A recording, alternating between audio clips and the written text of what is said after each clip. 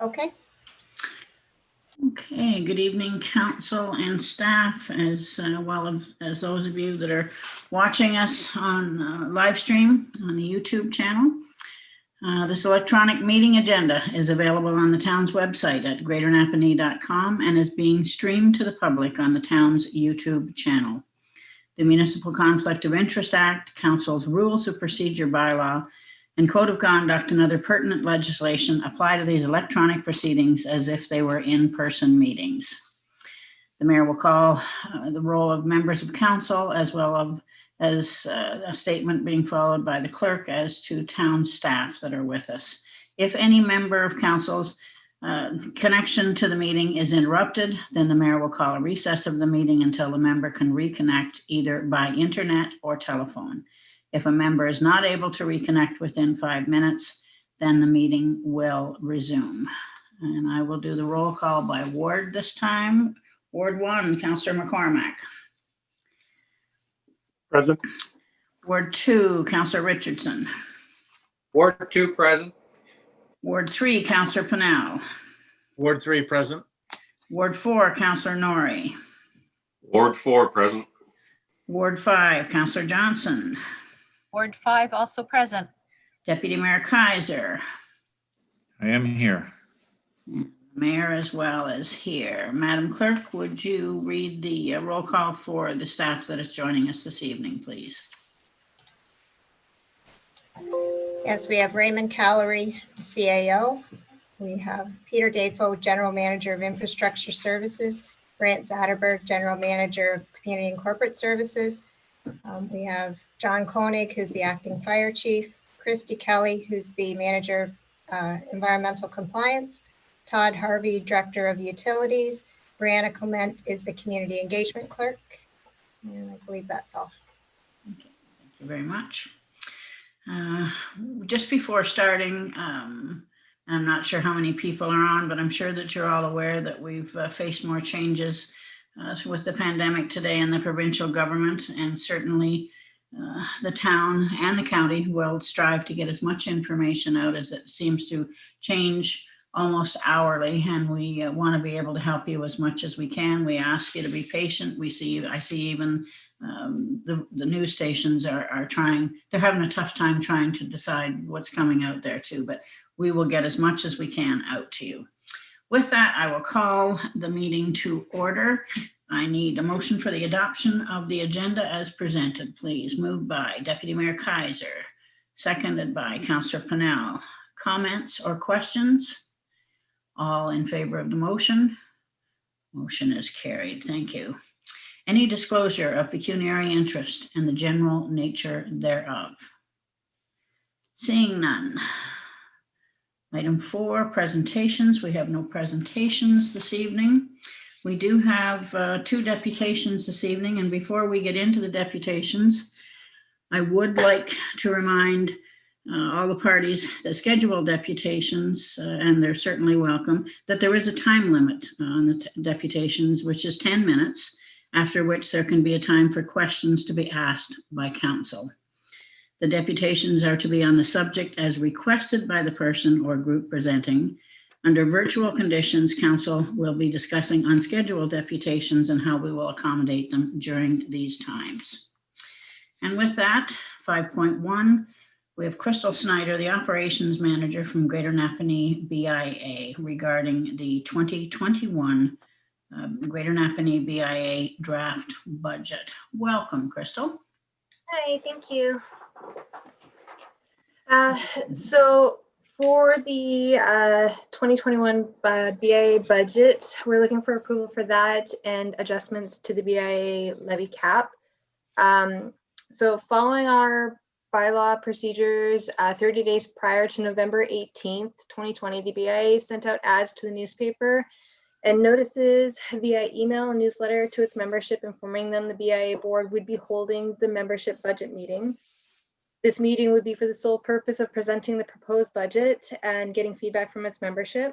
A copy of the proposed budget was not made available at the time of the notice, as last-minute changes and consultations of financial information were made leading up to the membership meeting. However, As stated in our bylaws, it is within the BIA's rights to do so as long as copies of the budget were made at the time of the meeting, which they were.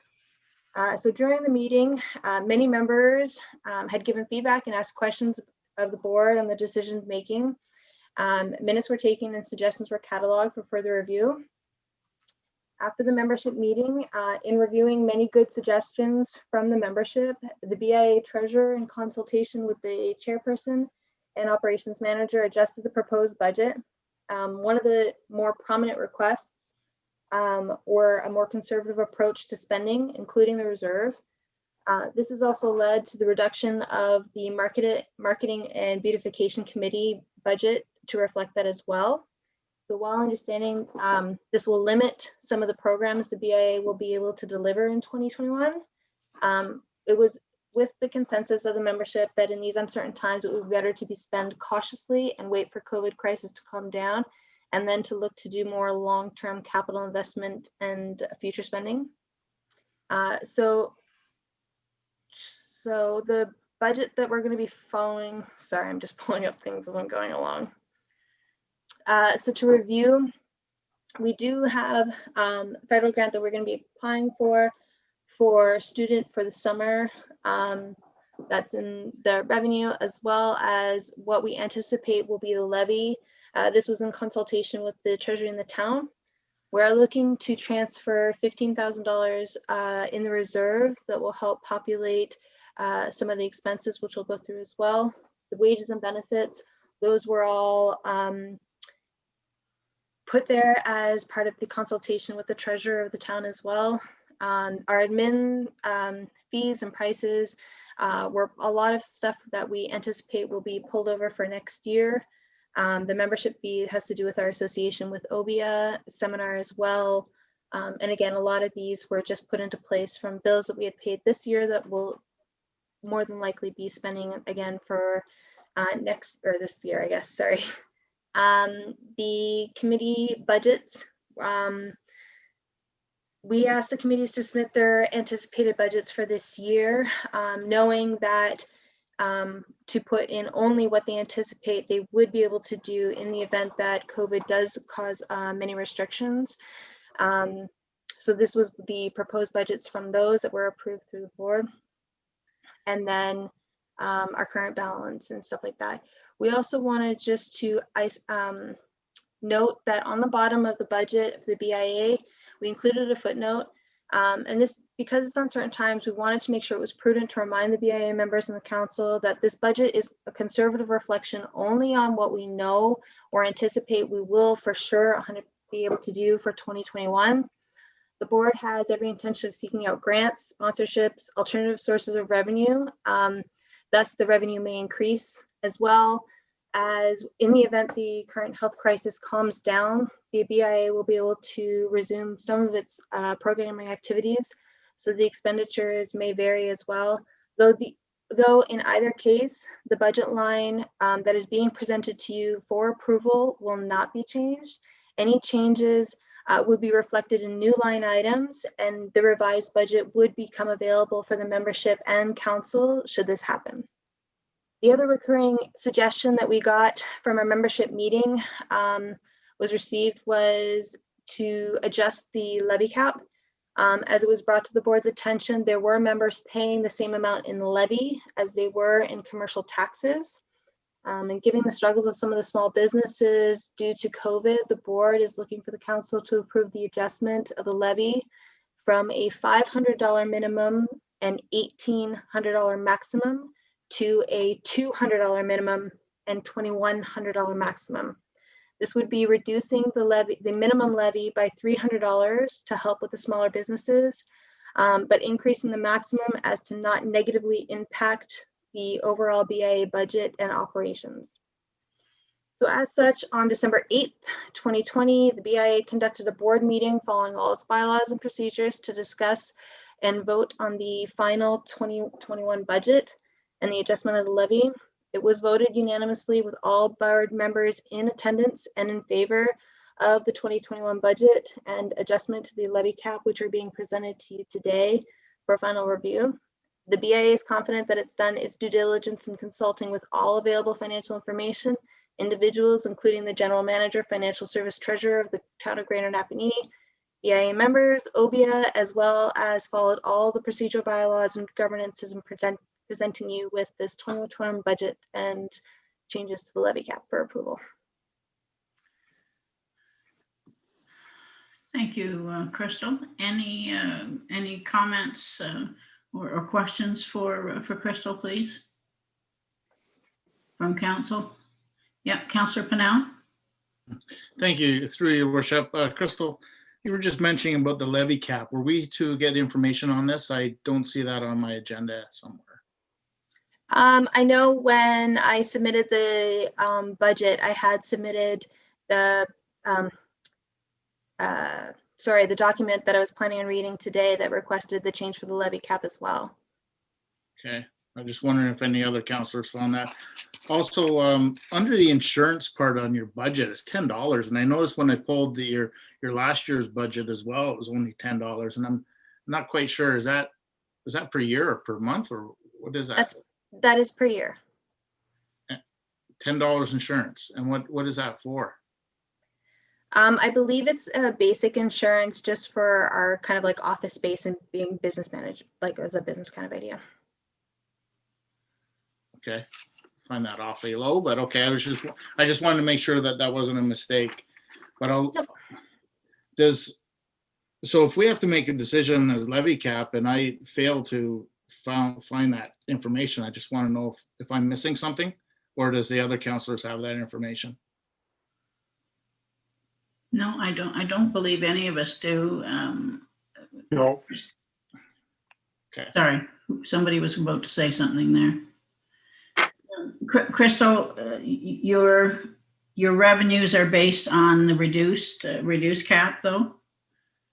Yeah, so reducing the minimum but increasing the maximum would make it so that the budget doesn't actually change. The only difference would be is that smaller businesses who are currently paying the same in levy as commercial tax would get a bit of a cut. But because we would be increasing the maximum, it wouldn't make a difference in our operations. Okay, so what you're saying short form is the revenue that you projected, your revenue would still be the same for the BIA levy. It would not be adjusted no matter which way we looked at it. But I agree, Councillor Pennell. I have not seen that too. Councillor Norrie, did you wish to speak to that? Because I'm sure that you were probably aware of what it was. Yeah, I was at the meeting and saw it. Just on that note, if I could ask, Sure, I'm still certainly. confused, and I've been on the BIA for a couple of years, confused. We're going to lower for the little store that pays rent to all these landlords.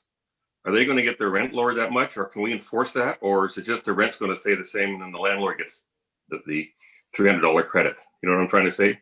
Like, will the little business person really get that savings if we do that? Unless the landlord willingly gives it to them? We don't have anything right now to enforce the property owners to be able to do that. So when we look at who is actually a voting member, it becomes quite a sticky conversation, to be honest. We allow businesses who, technically speaking, don't pay a levy as part of the conversation in being part of the BIA and whatever else, because their businesses are affected by our decisions. However, that does not necessarily mean that they're necessarily voting members. So if you're looking at a levy and in comparison to the membership as to just voting members, it becomes a really complicated and process to look at. You have your property owners are the ones who pay the levy. However, not all property owners include the levy as part of the rent. So not technically all businesses are paying levy. Now, we have no way of enforcing that or controlling that right now. There's nothing in the municipal bylaws that would force a property owner to be able to give me that information. I don't have the lease agreement for every property owner in our town to be able to give you that information. And in that case, to answer your question, Bob, I wouldn't be able to say or enforce that businesses then get a break off the levy as well. Okay, then maybe I'm going to ask a question here that we might need a little bit of help on, either from Ray or Paul. I'm assuming that it's always been this way. It's some of them included in the rent, some of them the BIA, I guess the merchants themselves pay it separately. But is that a change from any other year? I haven't seen anything in our documentation in all the reference binders that I'm looking at.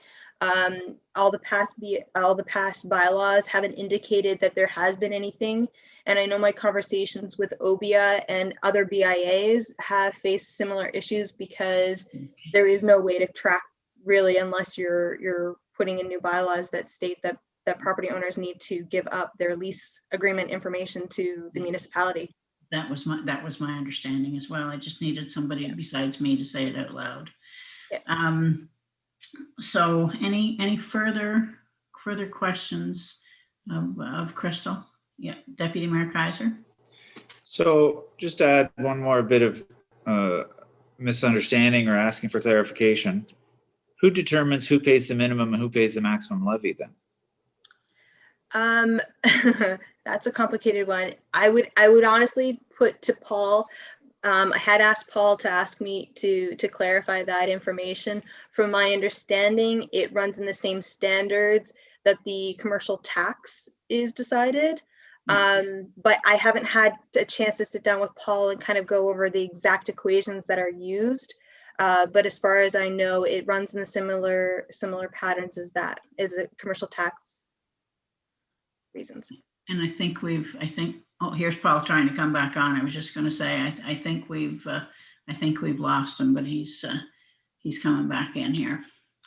I'm fairly sure that's what it is too. Does that answer your question, Deputy Mayor Kaiser? Okay. Yeah, it does make sense in that term. Yeah, Councillor Pennell. Thank you, Worship, through you.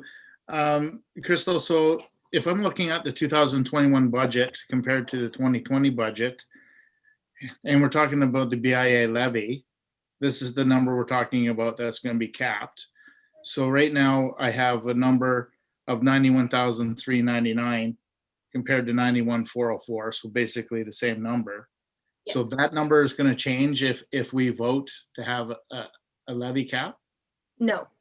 It's no, not. It won't make a difference one way or another, because the changes that we're looking at would only reduce, again, because essentially the cap, you're looking at it like this, and I'm looking at to expand it. So while we're reducing the minimum, we're also expanding the maximum. And because we have that offset, the number is going to be the exact same or close enough to it that it won't make any difference or negatively impact our operations or budget. Okay, thank you. Yep, Councillor McCormack. Thank you, Worship. So Krystal, just for my own clarification, does this mean that some businesses are prepared to pay more to offset a reduction to other businesses that aren't doing as well? Yeah, when we explained what essentially would end up happening, we didn't have any objections from members. I think they recognized that as a community and as a whole, we have to go together. So whether it meant that some businesses who pay a little bit higher would have to put in a little bit more, that other ones who can't afford that would be able to still survive. So we didn't receive any negative feedback when we did share that information, and I think they recognized the reason why. Thank you. I see another hand up. Okay, Councillor Johnson. Thank you, Mayor. I just wanted to reiterate how fluid this budget process has been and how well the board has reacted to feedback from membership. There are a lot of different and diverse ideas as to how to move forward, especially during a COVID year. And I know the board has tried to incorporate several very different points of view in moving the budget forward. And I also trust that they will look at how the events are going out on a day-to-day basis and make changes as necessary. The one thing I wanted to note about the levy was going back to $200 on the low end, that is about where it has sat for the last 10 years. And it hasn't been an increase until last year. I don't know if you want to penalize some of the bigger businesses in the downtown by the $300, if you might want to consider splitting that difference a little bit differently, especially as we are looking at some currently vacant buildings, and the downtown will be trying to entice new renters into the community, and that is part of the cost that they have to bear. I don't know if you're willing to adjust those numbers or if we're voting yes or no this evening. I mean, I think, you know, the levy was increased back in 2019 when things were going a little bit better. And so it was one of the reasons why we had a serious look at trying to find a way to be able to cut a break without endangering our operations budget as well. I don't think that necessarily the board would be opposed to looking at it again or seeing if there's some way to do something with it. I know in our consultation with Paul that he felt that this was a safe way to go, to be able to still be able to give some kind of reduction of some kind to some of our members without causing too much trouble. But again, I don't think that the board would be opposed to circling around this subject again if the council wanted us to do a little more research. Yeah, Councillor Johnson. Thank you once again. I would suggest perhaps that you might want to do that simply because I concur with what Councillor Norrie said, that there is no way to ensure that a tenant is receiving any of this benefit, and it could only be benefiting the building owner who might have 5 or 6 small businesses within the downtown core, or two businesses within one building as it is. Other than that, I think the budget is good to go. My only reply to that would just be that I would be very cautious about kind of doubling into worrying about a kickback as far as the levy is concerned, without forcing property owners to hand over all their leases to be able to indicate who exactly is paying a levy and who is not, which we have no real grounds to do. There would be no way for us to ensure that those who are getting a reduced levy are actually getting it. Again, only because we don't have a say in how they do their lease and whether they charge them the levy or not, whether they include that as part of their rent or not, or whether they're paying that as just part of their own tax, and how much that is, right, for each tenant. So I'm not sure. I mean, if you guys have Councillor Johnson, if you have another idea of how that would work. Councillor Johnson. Thank you, Mayor. That was not what I was intending. I don't think the BIA needs to have leases or any control over that, or needs that detailed information from the landlords. I think you just can't assume that the businesses on the street are receiving the benefit. That's all. Mm-hmm. And I saw Susan raise her hand, so our discussion might be mute. Sorry, Susan, did you wish to speak to that? I just did want to mention that the document that Krystal read from tonight, she had provided it and it was missed being attached to the agenda. So I do have that, her presentation. I do have that and can send that to council. My apologies. Yeah, thank you.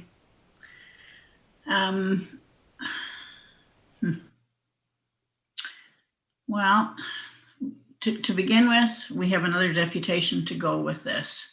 I have never been this deep into it, having even been a member of the BIA at one point and then the property owner at the other, that it really didn't matter who was paying it. It all went to the same place to pay for expenses, is always the way that I said it. Even if you're a landlord and you're paying it, or if the tenant is paying it, it's still a benefit to keeping a vibrant and solid downtown. So we don't even have anything further, and correct me, Susan, if I'm wrong, where we need to approve this evening. But first off, we will need to listen to give Mr. Lucas a fair shake to bring in what he has differences with before we're to make a decision. And Susan, correct me if I'm wrong, but I don't see anywhere that we are to approve, that we have a spot to approve this tonight, unless I'm missing something.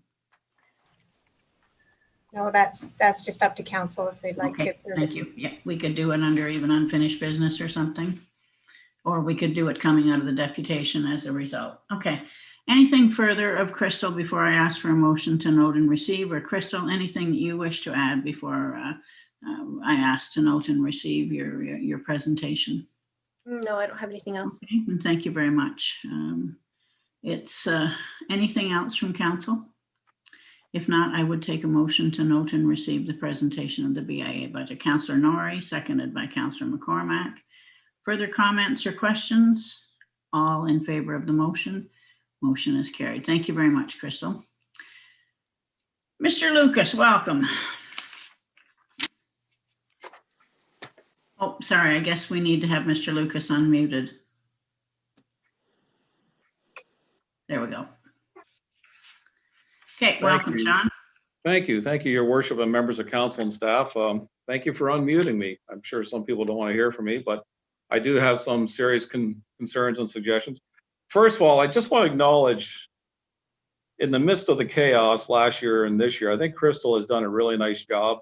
It's an awfully tough position to walk into, and for all my years on the BIA, I think she's come into a firestorm and is finding her way. So my comments tonight are not a reflection on her abilities or whatever. So good job, Krystal. I do want to quickly touch on some comments that Krystal made tonight, just 101 education. The BIA tax has been a cap system since 2001. And the reason why the BIA brought it in back then was we had Gibberts paying almost 60% of the levy as a whole. And we anticipated going forward that should we lose a big contributor like Gibberts, it wouldn't damage our budget. So the BIA levy cap system has been in place for 20 years.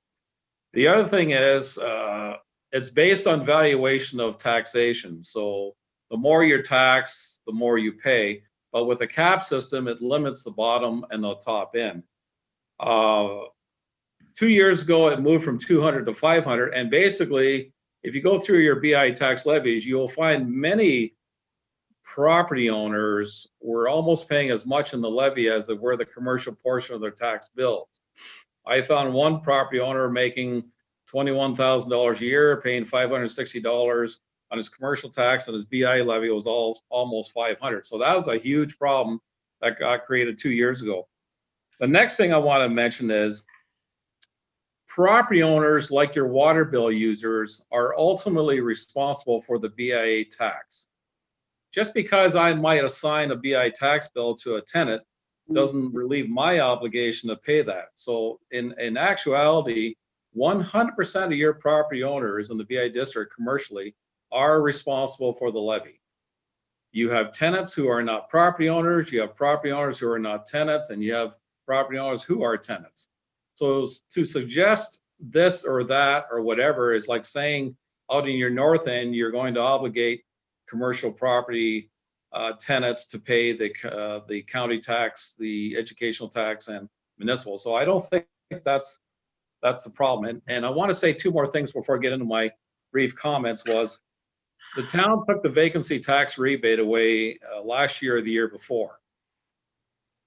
So what that means is property owners who have and will be having empty buildings are paying the same amount as they would have been, as they are now, whether they're empty or full. And the last thing I want to say on that is that the commercial tax bills by the BIA last year paid. I don't know yet, and that's one of my concerns. Over half the budget levied last year was for services or products not rendered. And I don't personally feel it's fair that the BI taxpayers last year paid into tax for something they didn't get. And here we go again, we're into 2021 and it's starting out the same way. So just keep that in note as I go through my presentation. I don't want to go through my email. I hope everyone got it and I hope everyone had the chance to read it. I just want to highlight some things for council to consider. You've got my email. If you have questions on it, feel free to answer. I have 4 major points tonight. Point number 1 is, this is the 4th budget the BIA membership has received. This is not the budget that the membership attended to comment on. This 4th budget was presented, as Krystal duly noted, the time of the meeting. This 4th budget was discussed by 2 members of the BIA board and the staff member. The majority of the board itself didn't even get it till the day before the meeting. So I have a serious problem with that. When I showed up to the December meeting, I was also told as a BIA member, as well everyone else, you can't discuss this. We will have 15 minutes for you at the end of the meeting for any questions you have. So in effect, the BIA membership had absolutely no say in this 4th budget. And the directors decided to keep questions till the end of the meeting.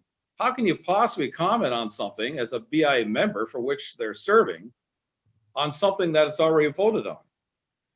The other problem I have is last year's financials to date were not provided in December. We should have had by December 15th or whenever our BIA meeting was, a year-to-date summary and also a written comment from the treasurer as to what the anticipated expenses would be between that time and December 31st. We're a cash basis accounting system at the BIA. Things don't get put into the budget as expenses until they're incurred. So what is the year to date for 2020? What were the anticipated expenses, which we should have probably now by the next BIA meeting? And I think that's really important to as a BIA member, what exactly happened in 2020? What were the expenses? Was the budget as planned? Were there different expenses incurred that were not budgeted for? I think the BIA membership is owed that. I know personally for all the years I was treasurer, that was just automatic.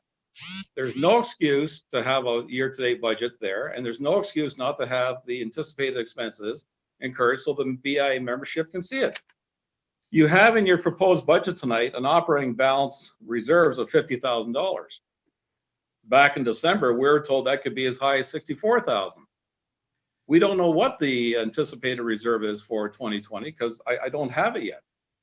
The other thing you have a problem with is the BIA is proposing a $108,000 operating budget using $15,000 from reserve. How can you float an operating budget using reserve money? What's going to happen next year? Are you going to have an operating budget the same, or is it going to go back to the levy that you got assessed? And the last thing I want to say before I take questions is, now we're off to a rocky start again in 2021. The BIA, as of the end of this month, does not have an office. We don't have marketing, and event planning is being put on hold. And by the way, I'm very concerned that the BIA doesn't have supplementary revenue to complement the obligated levy that we are now incurring as businesses downtown. We have full-time staff. I mean, if you look at the proposed budget, event planning shows up as a $5,000 expense, but there's no offsetting revenue for that. Marketing is a $20,000 expense. There's no offsetting revenue for that. And there's no articulation on the marketing, beautification, or event. That is half of our budget for this year. I'm like everyone else. I'm in a situation, I'm living day to day. I paid $50,000 into a BIA, not me personally, but the BIA members paid over somewhere between $50,000 and $65,000 last year into a levy that was not expensed. I think the membership should have a say on that. And I will tell you that the membership meeting, for which you do not have the minutes of, reflects the tone and the attitude of the members who showed up. This is not, this is a very serious matter. We're dealing with tens of thousands of dollars. And some people are not going to survive. Other people are going to survive. I have total empathy for businesses who rent. And I have total empathy for commercial property owners who are leveraged to the hilt. They are now obligated. They can't have their tenants leave. Doug Ford has ruled, just like residential rents, that commercial property owners have an obligation to tenants who can't pay the rent. This is unheard of. So I'm all for accountability, and I'm not seeing it right now. We need clarification on 2020's budget before we move into 2021. If you look at your constitution for the BIA, it says input and feedback can be provided from the membership, but the membership doesn't have a final say. I think that's a huge problem, because if you don't have the endorsement from your membership for your budget, it's going to create nothing but problems going forward.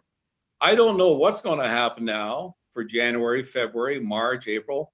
Discussions were made about vaccine in September, maybe lockdown ends in June. We're in a serious situation here. And we have nothing committed to date this year.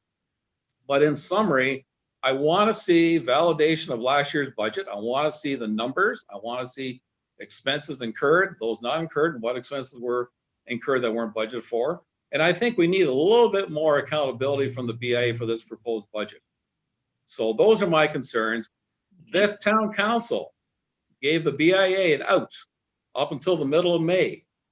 I know for a fact that Paul Dopper went to the BIA and said, do you want to keep your levy? Do you want to reduce it? Or do you want to do a partial assessment? There's no rush on this. And if you want buy-in, you got to go back to your membership. You can't present a budget that the membership hasn't had a chance to see. And I'd like this town council to see the minutes of that membership meeting. And I'd like to see the minutes of the directors who proposed this fourth meeting. So I'm sorry, I don't mean to be totally serious. I'm still deciphering what Doug Ford said today. Many things are happening. We want to survive as a business district. We're not special. We're a business district just like everyone else in town. But these are legitimate concerns. I'd really appreciate if the council had a little breathing room on this till we kind of figure out the issues that I brought forward. Okay, Thank you. Thank you, Your Worship. Thank you very much, Shaune. And you just went over 1 minute, so that wasn't too bad. Questions? Practice. Questions to Mr. Lucas, please. No questions. Okay, Councillor Pennell. Through your worship, thank you. More comments than probably questions, or could be. So I'm probably guilty of not sitting in on a BIA meeting to find out exactly how these work, but to sit here and listen, and what I'm thinking I'm hearing is that we have a board of directors sitting, having a meeting, that have invited members to attend the meeting, who can ask questions and comment during the meeting. And if that's the case, I think that is wrong right away, because I've never been part of a board where we have membership that can not interrupt, but interject and ask questions and put their thoughts towards what's happening in the meeting, especially at a budget meeting. As the chair, I was chair of finance committee, where we have a finance committee that goes in and are of members, put together a budget, and then produce that, present that to the board of directors. And then the board of directors would vote on it. If they have any questions, go back to the committee, which then would report back. I would, if I'm understanding this right, if you're having a meeting with the board of directors on a budget and you're having the membership speak throughout this, I can just see how this could be just frustrating as heck on there. Also, just a comment on getting a budget the day before a meeting is not unheard of. It looks like a very simple meeting, or a very simple budget to look through on that. And I just lost my train of thoughts here. I got to read my notes, but if somebody else wants to go, I'll stick back in again. Any further council? Yeah, Councillor Norrie. Just a quick comment. I'm not sure, but in talking to Mr. Dauber, I believe this budget does not have to be passed until May. He could quote me, or we got up till May is the sort of the cutoff date for having the BIA budget passed. Mr. Dauber can film. Oh, there he is. Hi. Hi. So thank you through the mayor. Yeah, that's correct. I believe I said it doesn't have to be in until probably around the end of April, because we send the final tax bills out in May, and that's when the final bills go. So May would be cutting it a little bit close. The end of April would be a little bit more comfortable. But that's true. It doesn't have to go out until we're ready to do the final billing. Thank you very much, Paul. Any further questions of Shaune? Your worship, can I make a comment? Sure. Councillor Pennell, just so you understand, the BIA by its constitution is obligated to hold a membership meeting to discuss any proposed budget for the next year. The purpose of that meeting is to allow, and I quote, membership to debate and provide input. That is the meeting by constitution where members are allowed. So that is the meeting, the board comes up with a budget, and then the membership, it is a membership meeting to comment on. So there is no interference because that is for the membership to provide input. If you look at the other section of your constitution, you'll see that memberships can comment during the course of the meeting of any meeting of the BIA with permission of the chair, of course. The thing that happened differently in December was, for the first time, a BIA chair made a ruling at the start of the meeting that there be no discussion from the membership or attendees until the end. So basically what you had was a situation where resolutions are being adopted without ever being seen. And if you adopt the resolutions, what's the sense of commenting on them at the end of the meeting? Because we're going to kind of going to get off topic here, but thanks for that, Shaune. Councillor McCormack. Thank you, Worship. Just listening to everybody's input here, I'd like to suggest that they get back together and come back with this at another meeting, because we're not going to solve anything on this tonight, in my opinion. Yeah. They need to do more homework and clean things up a little bit. Yeah, and I'm going to comment a little bit further, and Councillor Norrie has certainly been working extremely hard. This goes back to our first lockdown when the BIA at one point wanted to go into a hiatus, and then they came out of it, and they're trying to do what they can. So there's nobody trying, including both deputations tonight, one an employee and one a member of it. Everybody's just trying to do the right thing and make sure that it goes through. It is very special times. So what they're trying to do is make sure that it's done properly. To me, in my humble opinion, they need to be ready to have some sort of a budget if they come out, but they also need to be able to do things extremely carefully. I mean, you know, there may not even be rent of $5,100 if Krystal's able to work from home. There may be many things that may be put off, but they do need to have guidance and they do need to have something. So are you making that, Councillor McCormack, that this would come back to us at a further meeting, and you're making that by resolution? I am, okay. Yes. Do I have a seconder for that? Yep, Deputy Mayor Kaiser. Further comments of council? If not, I will call a question. All in favor of it coming forward to us? We need a time. We should make a timeline. And with what's going on, I hate to say the next meeting because God knows what's going to go on, and we've got to give the BIA time to have a meeting. What about the first meeting in February? What about the first meeting in February? Mover and seconder, would that work? Would that work with you? Yes. Perfect. Thank you very much, Krystal. Thank you very much, Shaune. I'm sure it'll all get worked out, and I'm sure you both have the same intention of what you want to do is you just want to make sure that things are going to go down there. There's no one sitting here and no one sitting down there that doesn't think that the BIA and every business within our municipality is extremely important. Deputy Mayor Kaiser, did you wish to say something? Yeah, could you call the question once again with that timeline added, please? I'll call a question with it come back to us with revised, with reports. The second meeting in February, did I say? First meeting in February. Okay. All in favor of that motion? Motion is carried. Thank you very much, Krystal. Thank you very much, Shaune. Thank you. Susan has a question, Mark. Pardon? Susan is going to ask me to Susan. note and receive Shaune's presentation. Moved by Deputy Mayor Kaiser, seconded by Councillor Richardson. All in favor of that motion? Motion is carried. Thanks very much. Have a good evening, you two. Thank you. Okay. Now we are looking at a council resolution to accept additional deputations. Deputy Mayor Kaiser. Thank you, Your Worship. I just think that as we're in lockdown and meeting virtually again, that maybe we should just sort of suspend that practice of additional deputations without notice at this time.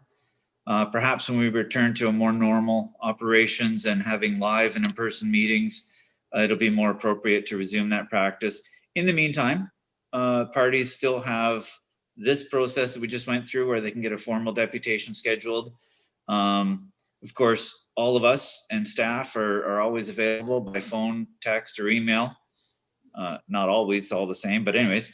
And of course, we have the online reporting thing. I actually got a notification during the meeting already about another comment submitted through the online portal for residents and whoever to report things. So I just think that if those things are working well, maybe we'll just suspend the additional deputations for this time until we get back to live and in person. Comments? Did you wish to second that, Councillor Johnson? Or did you want to make a comment on it? I would like to make a comment first, please. Okay. Thank you, Mayor. I think that's a really good idea. I think part of that should also, though, if we're going to do it as a policy change or a resolution, to re-educate people as to the timelines for when they need to have their information submitted to Town Hall to make a deputation, so that we're not running into problems of people sending their requests in too late. And as Deputy Mayor Kaiser said, someone, if they've missed the deadline, can always reach out to their counselor and ask for something to be brought up under new business. It wouldn't be their own voice, but we can all read a letter. Perfect. If I may, Your Worship, we don't actually have an official policy around additional deputations. We simply have just been allowing them. Okay. And so I don't think we need to modify the policy on that because we've just been ad hoc doing it every meeting. Just that it's become a normal feature of our meetings. But I agree with Councillor Johnson that if we're going to suspend it for the time being, if people want to, then yeah, we should maybe in some way, shape, or form communicate the standard procedure, deadlines, timelines, etc., around a formal deputation process. Okay. And it isn't that I don't trust everything that you say, Deputy Mayor Kaiser, but Susan, we didn't do any procedural bylaw change to add the deputations without notice. No, as per the procedure bylaw, it's permitted with council resolution. Perfect. Good. That's what I just want to be sure that we're doing it right. So, Deputy Mayor Kaiser, are there any other comments or questions before I get a mover and a seconder for a motion that somebody's going to put out there if they wish? Deputy Mayor Kaiser, you're thinking. Well, I'm thinking, do we need a motion to stop doing something that was ad hoc anyways? Or do you just want a motion to communicate the standard deputation procedure in light of the fact that we're not going to do what's a common practice now? Because it's not an official practice. It's just a common practice, I guess, that we've been doing. It's a habit we've been in. So what you're recommending is that we get some communication out there to say, this is how it's going to be done during when we're in virtual. Does that work? I think that's maybe the best process, and I'm just kind of watching for a nod from Susan, but I think that's all we need to do at this time. Do you want it by resolution, Susan, or just suggestion and communication? Resolution, please. I thought So maybe- moved. Yeah, moved by Deputy Mayor Kaiser, seconded by Councillor Johnson. Further comments or questions? All in favor of the motion? Motion is carried. Thank you. Adoption of, I'm sorry. Excuse me, Madam Mayor. Yes. I I just noticed on my screen that our two guests are still on my screen. Are they still in here or are they gone? Do we still have people in the waiting room? No. Okay. I just see that both their names are I here. think it's just that they're up there. Yeah. Okay, thank you. Okay, thank you. With that, I would entertain a motion for the adoption of the minutes of the regular session of council, December the 15th, 2020. Moved by Councillor McCormack, seconded by Councillor Richardson. Any comments or questions? All in favor of the motion? Motion is carried. Thank you very much. Correspondence for information. Your recommendation that we receive for information the items dated January the 12th and they be received. Deputy Mayor Kaiser is moving that, seconded by Councillor Johnson. Any comments or questions? The only thing that I wanted to comment on, it was sure nice to see our Legion get some extra funding through the, I believe it was the provincial government. It was nice to see Mr. Cramp announce that for most of the Legions within our area, because they're sure hurting with not having their rentals and their fundraising. Did we vote on that, Susan? All in favor of the motion? Motion is carried. Thank you. Correspondence for action. You've got correspondence from Mandy Stapley, Lennox and Addington County Autism Network, requesting that council receive for information the correspondence dated January the 4th, and further that council approve the request from LACAN, I guess is what it is, to have a blue light shone on Town Hall on April the 2nd, 2021 in recognition of World Autism Awareness Day. And that's something that's fairly simple, and it's great recognition to, I think there were a lot of blue lights on the town last year. Councillor McCormack, you're moving that? Yes, I am, Your Worship. Thank you. Seconded by? I'll Councillor second it, Richardson. but Councillor Richardson. Could I ask a Yeah, question? Deputy Mayor Kaiser. Yeah. sorry, Did you wish- sorry, Your Worship, thank you. Mayor Kaiser? I just wanted to ask, last year, if I'm not mistaken, we lit up the waterfalls with the blue lights. And I don't think this falls under the same thing, but were we not developing a policy around our flags? And it sort of was started, I think, in response to the request from to recognize Pride Week and with the flying of a flag, or there was other things going on. Where does this fit within that policy, or should it be included in a policy about the lighting for different things like this? And I guess I just want to ask that question at this time. Yeah, I see Mr. Calorie has just popped up, so I think probably he's going to help us along with this. I know we had two in April last year that asked for the same thing. One was a red and one was a blue, if I'm not mistaken. Mr. Calorie. The lights themselves are just sort of outside of our policy. We do have a flag policy and a recognition where community groups can have a flag raised, and obviously outside of pandemic times, that would be at the North Fredericksburg site, and they could have some kind of a small event there outside the pandemic times we're facing now. These would be just, although we would also take a look at whether there's some way of recognizing this type of initiative at that site. We would also be looking this just slightly separately at the existing buildings, and in this case at the town hall as well. So it's just outside of the policy as we have it right now. Deputy Mayor Kaiser. I certainly have no problem. I just wanted to make sure that because I knew we talked about the flags and other ceremonies like that, and I just didn't know where this fell within or around that policy, and if we were following policy. I guess was just making sure. Otherwise, I support the initiative. So I have a mover and a seconder. Any further comments or questions? All in favor of the motion? Motion is carried. Thank you. 7.2.2, Krystal Snyder, Greater Napanee BIA Correspondence dated January the 8th concerning the timing of the removal of the bright lights downtown buildings. So we are to receive for information, but we need to provide direction here. Who would like to start this conversation? Councillor McCormack, and then I'll go to you, Councillor Norrie. Thank you, Your Worship. It's just a comment when I read this from Krystal here.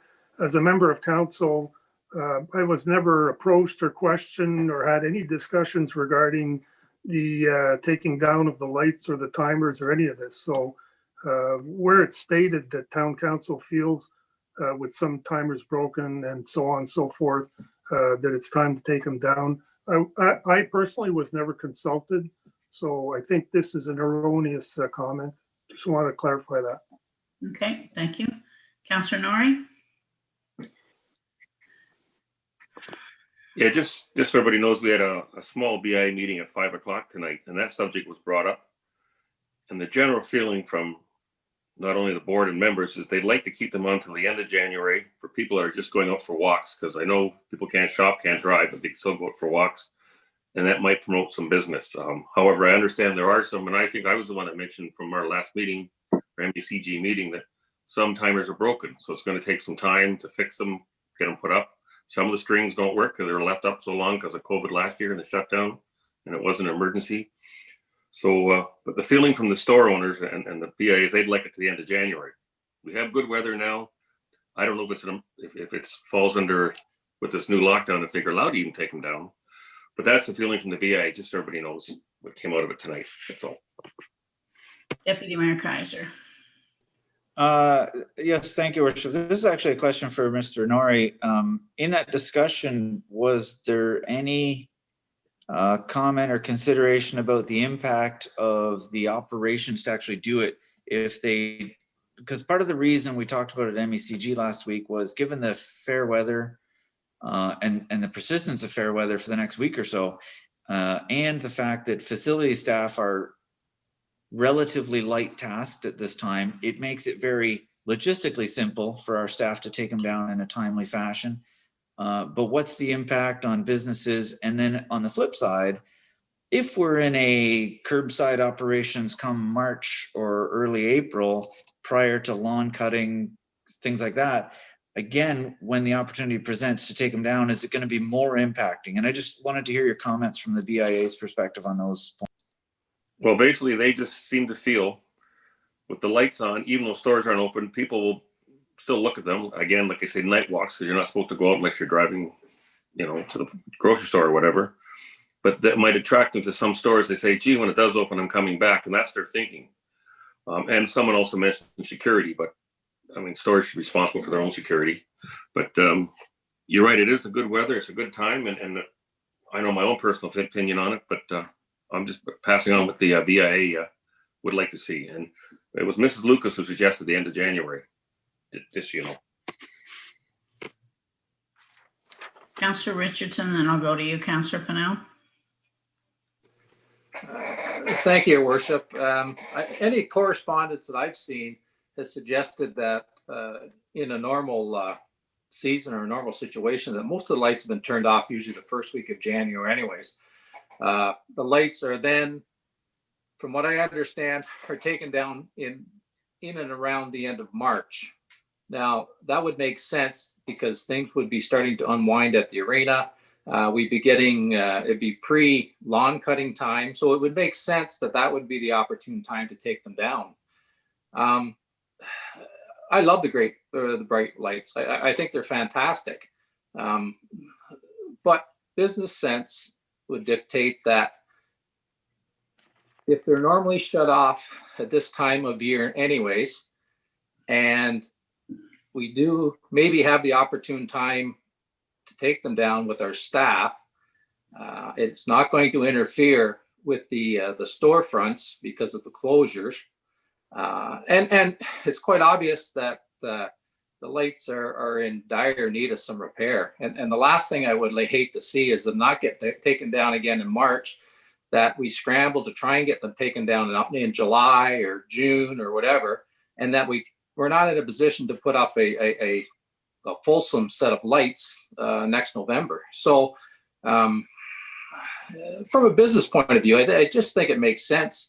And I can appreciate that the bright lights can put a smile on people's faces. I mean, things just as simple as yesterday, I made 2 snowmen with my 5-year-old granddaughter, and it made me smile. So, but from a business sense point of view, I think it makes sense to take them down and get them repaired and get them ready to go and see if there's any things. There could be worse repairs that need to be done to them once they get them down and unrolled off the building. So for what it's worth, anyways, thank you.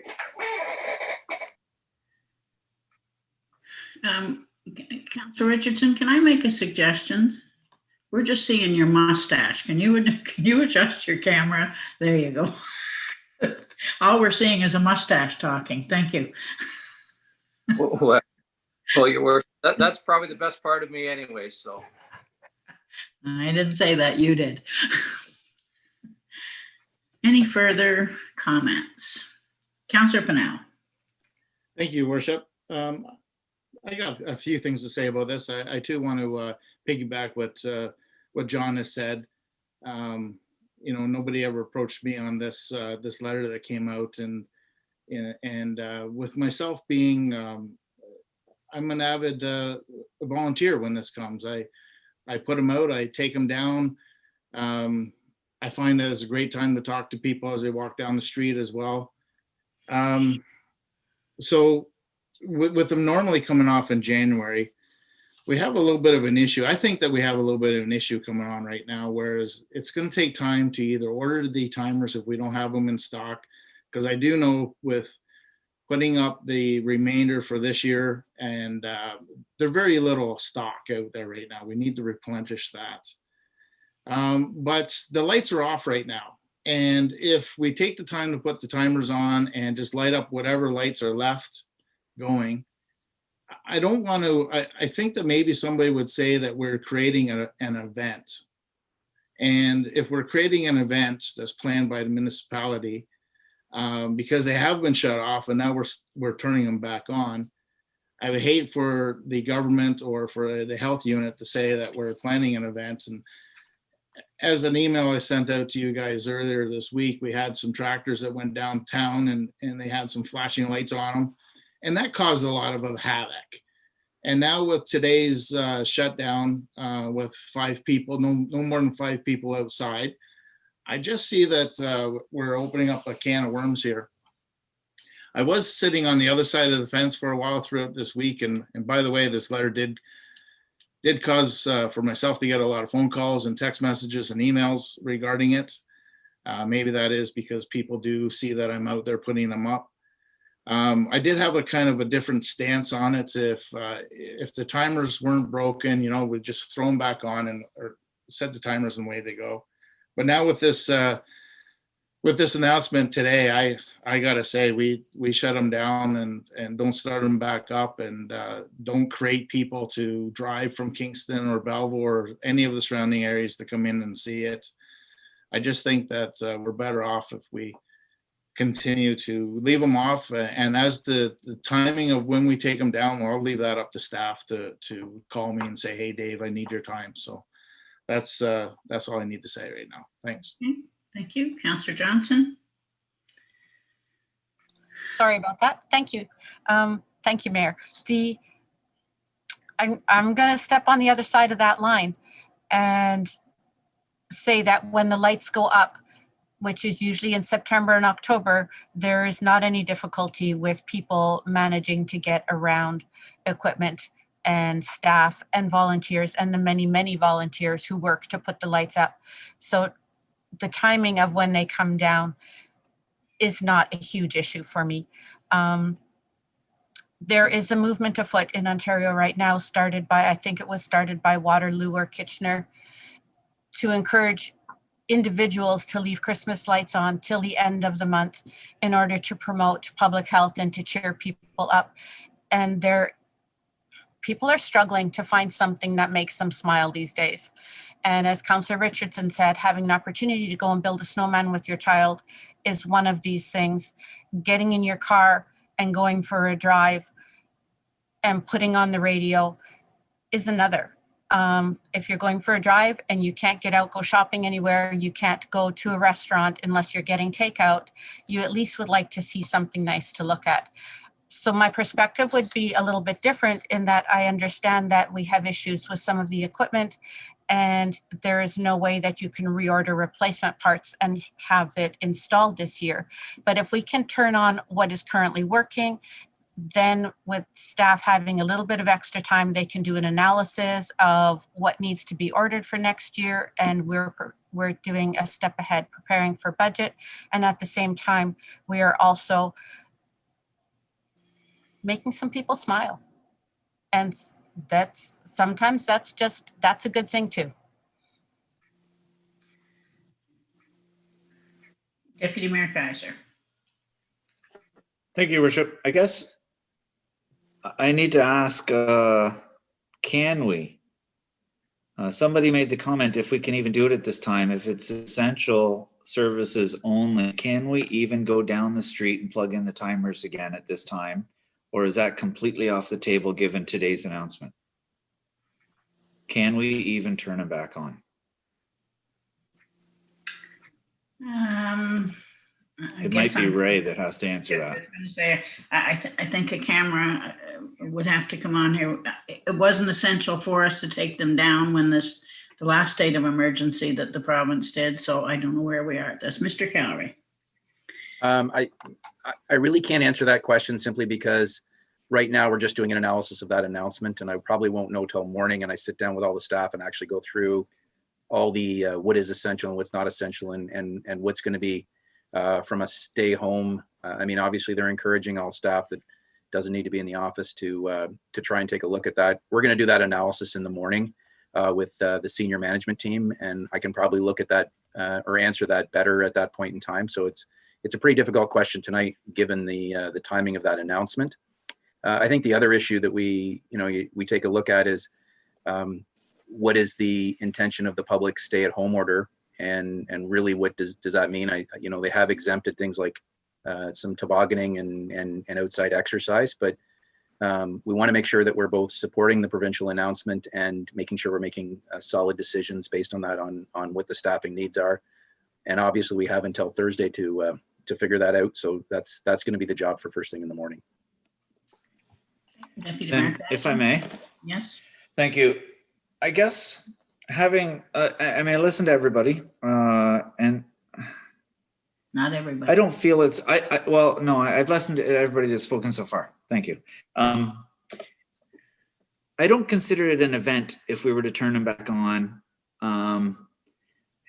Maybe in terms of mental health, a little bright spot, a little bit of light. And I agree that just some flashing lights driving down the street might have given some smiles to some people, and maybe that's all it's about. And if we can just even throw on half of them, the timers that we have, what have you, some lights are probably better than no lights. No one's going to expect it to be 100%. It's not the first day of the big bright lights. It's obviously past the last day. And and I wanted to just chime in. January 6th, actually, during my last term of council, I remember hearing that it was sort of targeted to be around the Epiphany, which is January 6th most years. So, not that it's maybe Christian in its origin, but anyways, that's a pretty normal time. And so, first of all, I stand completely behind staff and their decision to pull the timers at the time when they did, because it was the right policy, the right procedure per our discussions a year ago. But anyways, I'm in favor of turning them back on and plugging the timers in that we have. I don't think we need to incur any cost or take any great effort. But if we can go down there and just plug in a few lights and get whatever we got back on quickly and easily, provided we can, then sure, why not? If it helps at this negative time with all of these other circumstances going around, a little smile on somebody's face, I can support that. But I guess it has to be answered whether we can. And if we can, then I say, why not? Councillor McCormack. Thank you, Worship. I don't think we should turn them back on. That's my own personal opinion. We were slated for having them shut down when they were. We have timer issues. We have lights that don't work. We have an opportune time weather-wise for the staff to be able to get on it. wait till February, and we're most probably going to be into winter as we normally are with 2 feet of snow and cold weather and all that. So for another 2 weeks of, some lights working and some not, and so on and so forth, I don't support it. So that's my opinion. Anything further from council? Well, I guess I've been on the light brigade, I'm going to call it, since 2012. Originally, it did start out to be the end of January, which I think only once or twice did we ever make it to it, because as Councillor McCormack says, opportune moments came. We were able to work between ice rentals, and at that point we only had one lift. So, when you wanted to get it done, you wanted to get it done. Originally, I was thinking that I'd like to see them up too, but this is one of these things that last year it came down at January the 6th. The year before that, they came down at January the 6th, whether it's the Epiphany or not. But I think most of this, some of it caused by me, is council wading into a space that really should belong to staff, not to us. There is no written agreement. There is no contract. There is no Bible that says when they have to come up or down. But most of all, I don't want to see the bright light show and a great big other kind of show between the BIA, the public, and the town. These are special times, and if we've got the window to take them down, and I know from helping put them up, and I know that Councillor Pennell would agree, and I know that Councillor Johnson's husband saw all kinds of lights that are really getting to be in tough shape, and they're very expensive for us to replace. So to go back up and put the timers up for a short period of time, maybe 2 weeks, and then get into bad weather. There was the discussion that I got into on Facebook, which I maybe shouldn't have, but then that's me. The county has now taken down their decorations as well, because they saw it as a window to be able to get it down. Lift was available, the weather was good, down it came.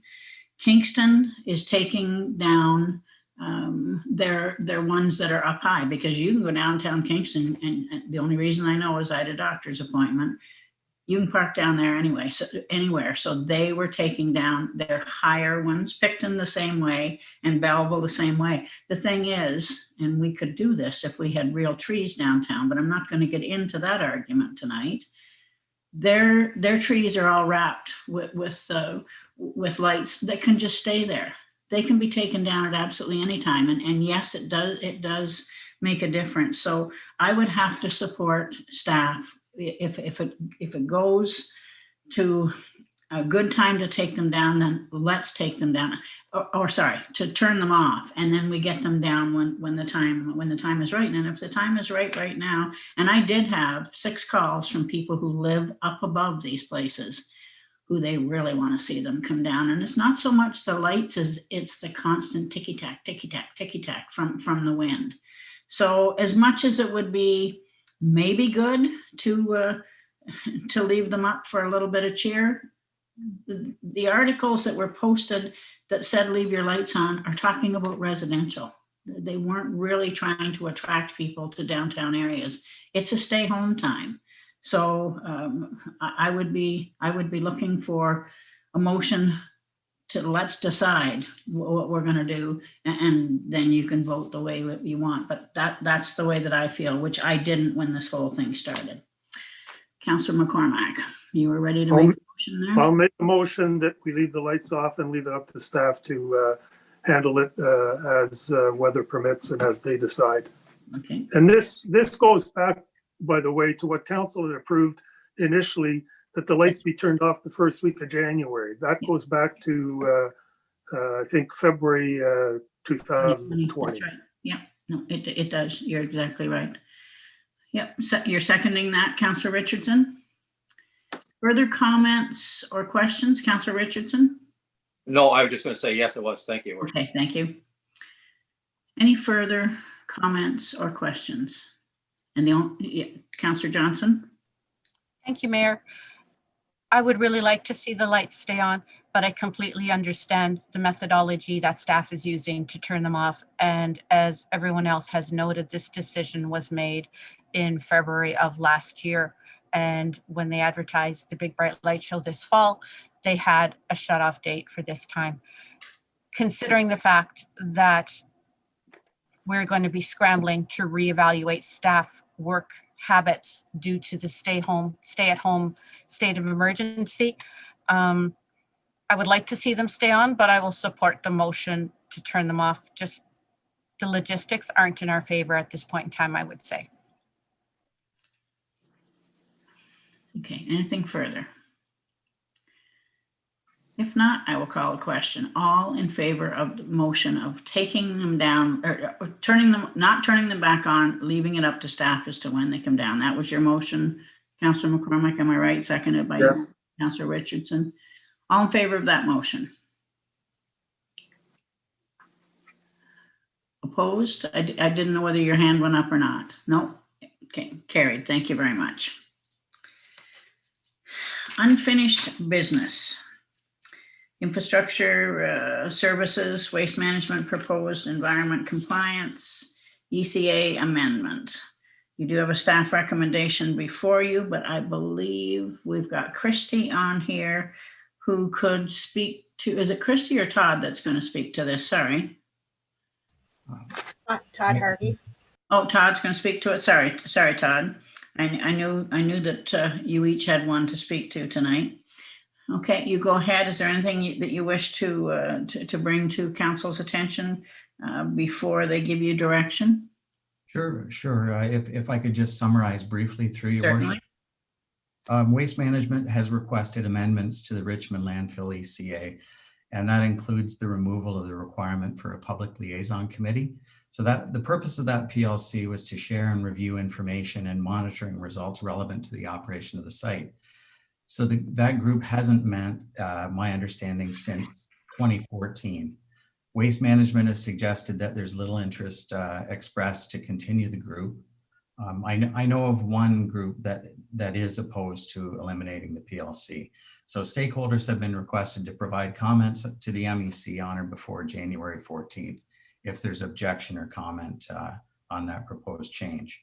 So if the requirements of the PLC are, if they're removed from the ECA, Waste Management will continue to be required under their ECA to copy the town on any formal submissions related to their operations, as well as monitoring results and reports that are required, anything that's required to be collected under the ECA. So further to that, there's a public notification plan that would remain enforceable under the ECA that requires Waste Management to provide timely information to interested persons, including the town, on spills or on or off-site compliance monitoring results that may indicate exceedances of regulatory standards, fires, explosions, triggering of any contingency plans required under the ECA, or any other upside condition that could result in the discharge of a contaminant into the environment. So most, if not all, of that information is also provided on the Waste Management website. So staff tonight is seeking direction from council with respect to commenting or not commenting on that proposal. Direction or comments for Todd on the Waste Management proposal, whether they lift the committee or not, and which direction you want to go with this. Councillor Pennell? Through your worship, thank you. Todd, by removing this committee, and let me rephrase this. There's a little term in there that Waste Management uses that kind of concerns me. It says timely. And I'm just wondering, by removing this committee, does that affect their timelines at all? Because I understand that there may have been something that happened there a little while ago, or I don't want to start a rumor, but it was back maybe a year ago or maybe even more, and it took a while for us to find out about it. So I'm just wondering about the phrase timely, if that's going to be concerned, or should we be concerned? Yeah, through your worship, I reached out to a representative at Waste Management recently, and that was one of the things that they're requesting revision on, and it kind of goes back to that leachate spill that occurred about a year ago, as you pointed out, Councillor Pennell. And I think that the timeline on the ECA, I could look it up. I don't have it in front of me right now. It was timely meant something like 12 or 24 hours. And they're suggesting something like 36 hours or 48 because the site there's no personnel at the site. So sometimes it can, so there will be changes in that regard, but I'm not sure that removing the PLC will have any bearing on that particular clause. Okay, great. Thank you. Any further comments or questions? We do need a motion for direction, Todd. Todd needs to know which way you want to go on this, whether we want to have representation, who you would like to be on as representation. And I think most of council has replied that they don't want to sit on it at this point. Deputy Mayor Kaiser. I'll make a motion to agree with the proposal, and therefore we need to do nothing. According to the letter, or according to the report, it says no comment from the town is required if council agrees with the proposal. So I'm proposing that as my motion. Do I have a seconder for that motion? Councillor Pennell. Further comments or questions? Councillor Pennell. Thank you, through your worship. Todd, before we vote on this, are you okay with the way that we look like we're going with this? Through your worship, the written correspondence and notifications that the town receives presently and are available on the website are satisfactory to staff. Great. Okay, thank you. And so Todd, I just want to ask a question. If because we are the host, if we have concerns and there isn't a formal process, are we still allowed to go in and ask questions and ask for reports? Do we have any rights if we make no comment? Yes, through you, Mayor. All of the requirements for the information that we presently receive will continue. Okay. Yeah. Deputy Mayor Kaiser? I know I made the motion already, and but I'm wondering, is it appropriate that we seek to maintain a contact within waste management or a position? And I'm thinking to the situation that arose with, I think it was with the railway, that we had a contact, that person moved on, and we didn't maintain a future contact after they left. And so we lost contact. So I wanted to make sure that we maintain and that waste management maintains a contact with us so that we always have an officer or person that we can go to if we have questions, if there's concerns, if there's citizens' concerns, that we have a liaison person within the company. Is that appropriate? Valerie, I see you've popped up there. Did you want to add to that? Yeah, I would just add for council that two points of contact is, one, we still do have a contract with them for all of our collection stuff. So we are in regular contact and can be in regular contact to get additional contacts information from head office if required, or that aren't in the local office. The other thing is they do, we still are on their contact list as far as when they send out this information. So they're not only sending out sort of technical documents, they also have both a letter that's attached to those technical documents and an email version of that. And so in those, so in our case at this current time, Francois Richard is the contact who sends out those emails. So from those, we could get the next information if required. And both, I believe both Todd and Christy are forwarded on many of those emails that come in. I'm satisfied with that. Okay. So I have a mover and a seconder that we don't respond. I'll call a question if there's nothing further. All in favor of that motion? Motion is carried. Thank you very much. CAO OPP contract. Ray, did you wish to speak to this? Thanks, Todd.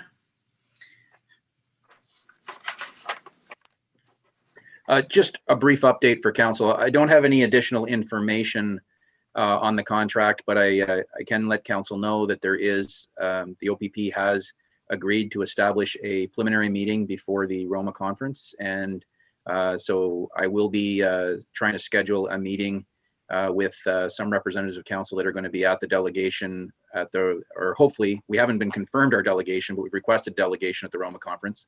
So the councillors that would be attending that delegation are available for that delegation. And the police service board members will be having and gathering some information, and that report will come back to council as soon as it's available with all the additional information. And hopefully the majority of the questions that were asked at the last meeting have all been forwarded in written format. They have responded that they are trying to address all of those particular issues and any other issues that may come up. Okay, so for the unfinished business and the update from Mr. Cowrie, could I have a motion to receive that update, please? Deputy Mayor Kaiser, Councillor Richardson, comments or questions? All in favor of the motion? Motion is carried. Thank you. Committee reports. Unfortunately, committees may go back into a bit of a hiatus. I'd like to see us get going on that. We'll move into staff reports, financial services, the 2021 business cases.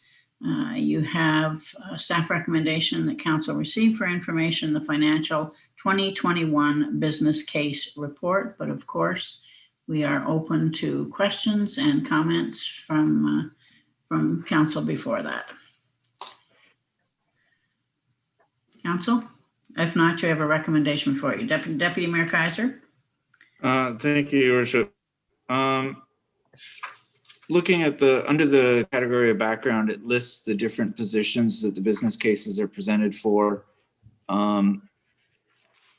We're not in a position to post for new jobs at this time, but I know, like, for example, the cemeteries, well, that's one that's probably going to have to happen anyways, but how many of these positions are impacted by COVID restrictions at this time? How does the hiring freeze affect them, the postings of the jobs, et cetera? And then just if you can anticipate what the impacts are, I think you know where I'm going. I do. I know where you're going. So between Mr. Cowrie and Paul, let's see what the updates or the timelines would be.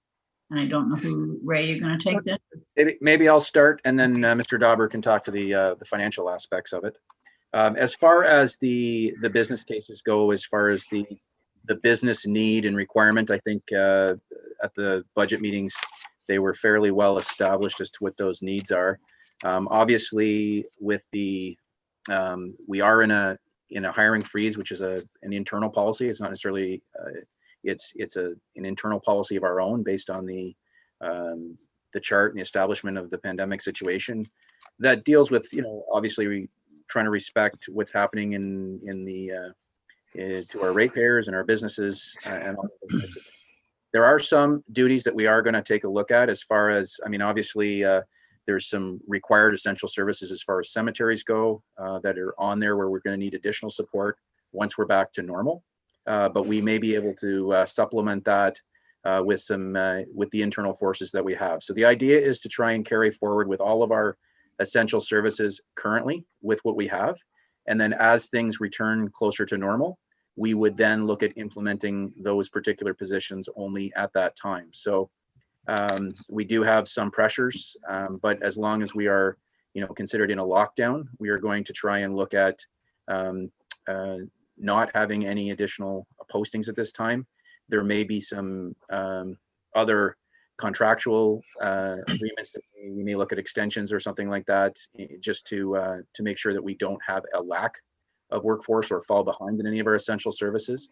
But I think that if council approves the budget as is, we would be as financially responsible as we can be. We would not be proceeding with any postings while we're still in a hiring freeze. We would make do with where we can, but as things return to normal, we would then begin the implementation process of determining priorities of those, and then how we would post with those when we return to a more normal state, if that makes sense. Okay, thank you. Any further questions directed to Paul on this? If Paul, did you wish to speak to any of it? Yeah, thank you, Madam Mayor. Through you, I know that Deputy Mayor had asked about the financial impacts. Just to back up a little bit, the purpose of this report really was to go back to December 8th, look at all the business cases that were presented. I think everybody was in agreement that these are necessary positions. A good deal of the portion, or a good portion of the budget for these business cases has to do with taking on the cemetery, as well as upgrading a few positions to meet legislative requirements. And I believe from that meeting, what I took away from that was we were all in agreement that they were necessary positions. The real reason for this was to make sure the council understood that through the budget, and the timing was specific to bring this before the approval of the budget, so that council is aware that with these positions, we have the funding for 2021, but part of that is a one-time injection of funding. Therefore, we need to look at, if we're going to continue those positions into 2022, we need to look at some cost savings. I did identify a few savings, as well as an amount that we tend to be under budget, which is actually quite low. It's usually around 2% for salaries. Now, I'm taking a long way to kind of get to it, but as part of the discussion on the second page, we start looking into 3 areas of funding. One is the second phase of Safe Restart funding. But number 3 is any salaries actuals being under budget. And this is where an impact does come in. We identified about 360,000 in 2021, and then increasing by about 100,000 into 2022. We identified around $130,000 generally every year of under budget for salaries that could then be flipped into the following year to fund those, along with the 89,000. The timing of this and with salary freeze means that it's likely that the 360,000 won't be fully utilized in 2021, as we experience at least a couple months of delay in hiring those positions. That would provide us with a little bit more money to transfer into 2022 through a reserve, a transfer to reserve, thereby cutting back the amount that we would need to find savings for in 2022. But I did want to reassure council that I spoke to all of the managers, both general managers and directors, and we're all committed to finding small savings throughout the year as we review the budget to make sure that we can fund these positions in 2022. Thanks, Paul. Anything further from council directed to Paul or Ray on this? If not, I need a motion to receive for information the Financial Services 2021 Business Case Report. Moved by Councillor McCormack, seconded by Councillor Pennell. Just one question, I guess, Paul and Ray. This hiring freeze does not prevent us from applying for summer student funding? No, absolutely not. What it would just avoid, we wouldn't be posting for any new positions at this point in time, but all grants would still be applied for with the understanding of moving ahead with the budget. Thank you. I just wanted to make sure that we'd be good there. So with that, if there's nothing further, all in favor of that motion? Motion is carried unanimously. Thank you. Financial Services 10.2. We have a recommendation that council receive for information the Financial Services 2021 budget, and further that council approve the 2021 operating and capital as presented, and further that council direct staff to prepare a tax rate bylaw when all necessary information is available. Paul, have we received any comments, or Susan, have we received any comments from the public on our budget? I have not, Madam Mayor, through you, I have not received any comments myself. Okay, and Susan, we've had nothing come through. Okay, thank you. Council's wishes here.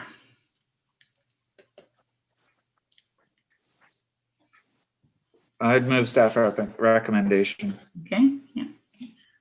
Seconded by Councillor Pennell. Further comments or questions? We spent a lot of time on this. It was extremely well detailed. We don't want to increase anything, but we have to try and make sure that we can meet our obligations and provide the services that, even though nobody can go out to see them, we need to provide the services that people expect. Councillor Pennell. Thank you, Worship.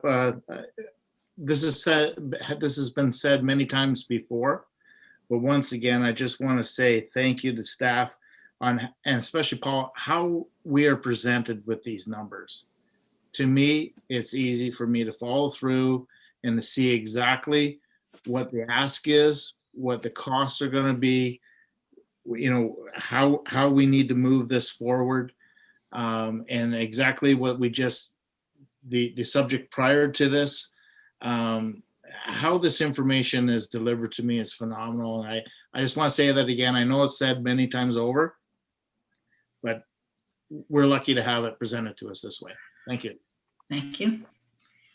Any further? Oh, yeah. Councillor Richardson. Thank you, Worship. It's just a comment. We're going to have probably a fairly fulsome conversation later in our meeting with respect to some new business, the Boardwalk. By authorizing the budget tonight, is that going to affect our conversations that we may or may not have with respect to the Boardwalk? I guess what I'm thinking is that if we don't take into account or consideration the Boardwalk by the river prior to authorizing the budget goes through, will we, if we decide on anything with the Boardwalk, will that put it off for another winter, I guess is what I'm trying to say. Or are there other avenues that we can deal with it rather than holding up the budget? I see Ray has come up, so Ray, I'll let you answer that. And I see Peter's on there too. Yeah, I think that if council determines a specific priority for something like the Boardwalk, it's obviously, it'll have some effect, but we should be able to come back with options for council to consider within the terms of the budget on how we could try and accommodate that. I mean, there's lots of moving pieces obviously right now with where we are from a staffing perspective and where we are from the business cases we just discussed and the delay in those business cases. So I think that there's enough flexibility at this point in time based on what council's determination is. I think that, even not preempting the discussion, but obviously depending on where council wants to go with setting their particular priorities, we can come back with options for service provision with some financial numbers based on whatever council's decision or determination may be. And then from that, come up with options for council to consider on how to encapsulate that within the existing budget. Yeah, great. That's all I was looking for, is if there was going to be some flexibility, and that's great. Thank you. No, good point too, Councillor Richardson. You're right, because that certainly is on the forefront right now. If there are no further comments or questions, I'll call a question. All in favor of the motion? Carried unanimously. Thank you. Infrastructure Services Utilities, summary of 2020-2021 compliance inspection for Center Shores drinking water system. Christy, welcome. Did you wish to give them a high level or a low level detail on this, or do you want to see if they have questions for you? Sure, I can just give a quick overview if you'd like. Thank you. So a compliance inspection was completed for the Sandhurst Shores drinking water system on November 24th, 2020. The inspection included a site visit and a detailed data review. The drinking water system received a final inspection rating of 100% during the inspection period, so 2020 through 2021, with 0 non-compliance events. And there was one recommendation noted within the final report that we received, and we have already been working behind the scenes on a draft of that with plans to finalize what they're looking for and implement into 2021. Okay, thank you. Questions or comments to Christy? Seeing none, I need, sorry, Councillor Pennell, did you have your hand up? Okay, yep. I did. Thank you, Your Worship. Through you, I just want to say, congratulations everybody on 100%, especially during this pandemic. Just curiosity that when the discharge of the solids that they need to be taken, picked up, and brought into town. This is just a curiosity thing. How often do you need to do that from the pit, the sump pit? At the Sandhurst plant? Yeah. I'd have to look into the specific details, but it's not very frequent. It's not okay. Again, it's not important. That was just a curiosity thing, or maybe it was just to let you know I actually read the report. Oh no, I don't know. Yeah, that too. Thank you, and congratulations everybody on the 100%. Yeah, that's right. Thank you. Well done, Christy. Okay, we do have a recommendation there that council received for information, the summary, and well done, Christy. Again, thank you. Deputy Mayor Kaiser, Councillor Johnson. No further comments or questions. All in favor of that motion? Motion is carried. Thank you very much. Thanks, Christy. Infrastructure services, utilities, financial plan. You do have a recommendation before you that council receive for information the financial plan report, and further that the council of the town of Greater Napanee approve the town of Greater Napanee drinking water systems financial plan 2019 to 2027 as presented, as required under the Safe Drinking Water Act 2002, Ontario Regulation 453-07. Todd, did you wish to give us a high-level overview with this before we receive and approve? Sure, and through your worship, the town operates the drinking water systems under a license issued by the MECP. Renewal of that license is required every 5 years. Ours is due this year. So submission of this updated financial plan is one component of that renewal application. The requirement for the plan is the province's approach to promoting financial sustainability through long-term planning. The proposed financial plan aligns with the 2021 budget and projects assumed 2% increases to revenues and expenses for the duration of the plan. It's important to note that the plan is a living document that can and will likely change in future years beyond 2021 based on community needs and the will of council. Council's not bound by the future year projections in the plan. The license renewal application is due on February 1st. The province doesn't really approve or reject financial plans, but rather accepts them and reviews only to ensure that the appropriate information is provided, that which is required by the regulation. So staff is recommending council's approval of the plan to support submission of the license renewal application. Questions directed to Todd for this? No comments? You do have before you a recommendation to receive and approve. Moved by Councillor McCormack, seconded by Councillor Pennell. No further comments or questions. All in favor of the motion? Motion is carried. Thank you, Todd. And I guess you're going to stay on there for infrastructure services, utilities, proposed rate increase, public comments report. We need to receive the comments which you have in your agenda. Todd, did you wish to speak to any of those? Through your worship, if council has any questions, I'd be happy to answer. Council, any questions or comments? If not, then we will receive them for information. Who would like to move that? Councillor Johnson, Councillor Richardson, all in favor of that motion? Motion is carried. Thank you, Todd. Community and corporate services, pound service agreement with the town of Desirado. You have a staff recommendation that council receives for information the community and corporate services pound service agreement with the town of Desirado report, and further that council authorizes the mayor and the clerk to execute a 2021 pound services agreement with the town of Desirado as presented on behalf of the town. Susan, did you wish to point out anything? I know that we've got an agreement with Loyalist with this the same way, I believe. Yes, through you, your worship. This is the same agreement that we have just passed with Loyalist Township in November.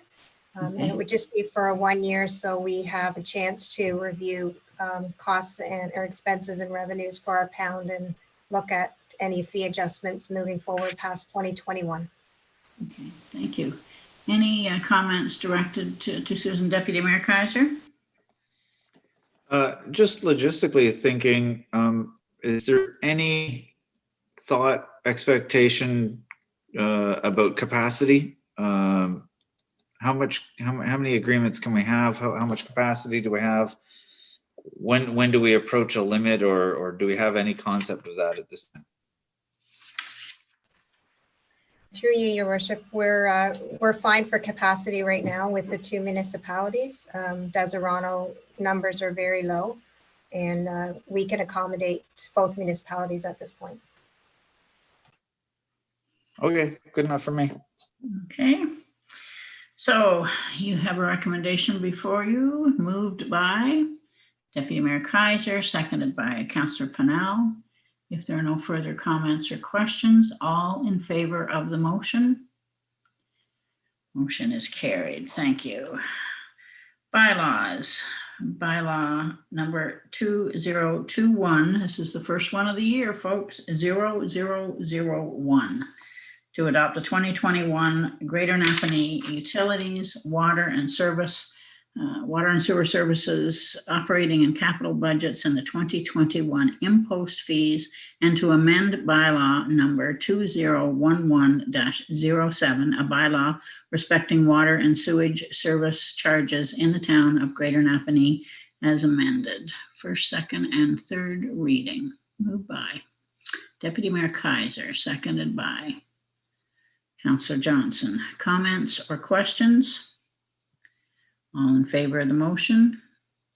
Motion is carried. Thank you. 11.2, bylaw number 2021-0002, to appoint a property standards officer and a building and plumber inspector, Brent Kelly. First, second, and finally passed in third. Councillor Pennell, Councillor Norrie. Comments or questions? All in favor of the motion? Motion is carried. I did have a comment. Okay, sorry.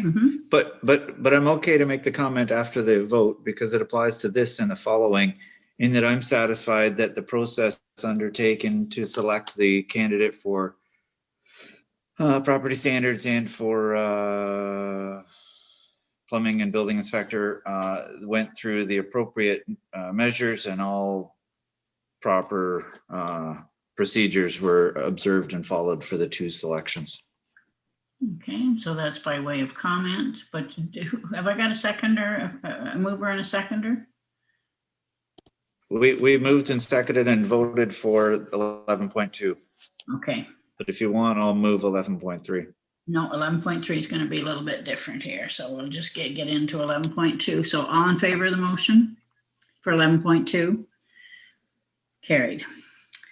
For 11.3, resolution for the first reading that bylaw number 2021-003, being a bylaw to appoint a building and plumbing inspector, Andrew, and I always botch up his name, Andrew Garrard is what I'm going to say, be read a first time and amended as follows and brought to the floor for discussion. That clause 1 of the bylaw number 2021-003 be amended by deleting clause 1 and replacing it with the following: that Andrew Gerard is hereby appointed as the municipal building and plumbing inspector for the town of Greater Napanee for the purpose of Part 8 sewage systems of the Ontario Building Code, effective January the 4th, 2021. So the resolution for the first reading, I need a separate resolution for that one. Or a resolution for them together. I'm sorry, I'm after Susan here to make sure I do it properly. Yeah, 2 separate resolutions. 2 separate resolutions. So the resolution for the first reading would be moved by Deputy Mayor Kaiser, Councillor Pennell, all in favor of that motion. Then the amended, the resolution, carried. The amending would be the resolution for the second and final reading, moved by Councillor McCormack, seconded by Councillor Norrie, all in favor of that motion. Motion is carried. Thank you. New business. New business. Yep, Deputy Mayor Kaiser. Thank you, Your Worship. We had a committee of adjustment planned that had to be put off because of the change of venue caused by the lockdown procedure, putting us back into Zoom. And because of all that, we had to defer that meeting into February, given proper notice and all such. Given that we've gone into slightly heavier restrictions after today's announcement, I'm not sure how that entirely affects the municipality. I'm wondering if back in the spring, we had a bylaw authorizing staff under our state of emergency to grant consent applications where they were straightforward and simple, and where our staff, our planning staff, could anticipate a very simple approval process for council, that it met all of the conditions and the official plan, et cetera, et cetera. And given the experience that we had coming out of the spring, and given the 2 years of or thereabouts that we've had with Mr. Nobes in that director's position, and the confidence that I think we all have in him and his abilities thus far, I think it's appropriate that we at least consider a bylaw to be put in place such that if we were to enter into a lockdown or a state of emergency, that it would automatically be enabled to do that again.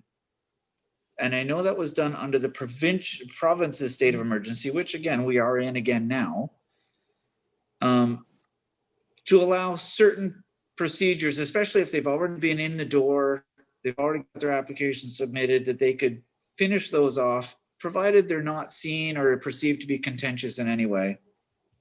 And that we give our confidence in the staff that if they feel that there is issue or potential issue, that they could then seek to defer them to a point where we could discuss it as council through our committee of adjustment. And I don't know if you want that by way of motion, but I think it's just appropriate that we consider a bylaw to be brought forward at some future date that allows for that process to continue, especially on the easy ones. Okay, so I'm gonna ask a question here. Susan, the last consent authority for development services was in place because of the provincial state of emergency, am I right? That's correct. Okay, so if we were to enact a bylaw that you're talking about it just being if our municipality was under a state of emergency. Yeah, I guess I wanted it to be, I don't want to presuppose the correct wording at this time. I guess I'm asking that if staff deems it appropriate to consider, that they might propose words to us to consider that allows business to continue in a smooth and timely fashion, certainly at the development office, to allow these applications to continue where they're already in the door when a state of emergency comes, whether it's by us or by the province or a lockdown that restricts access or opportunities for businesses. I just think it's appropriate to keep some of our business activities moving forward where they can and where it's appropriate.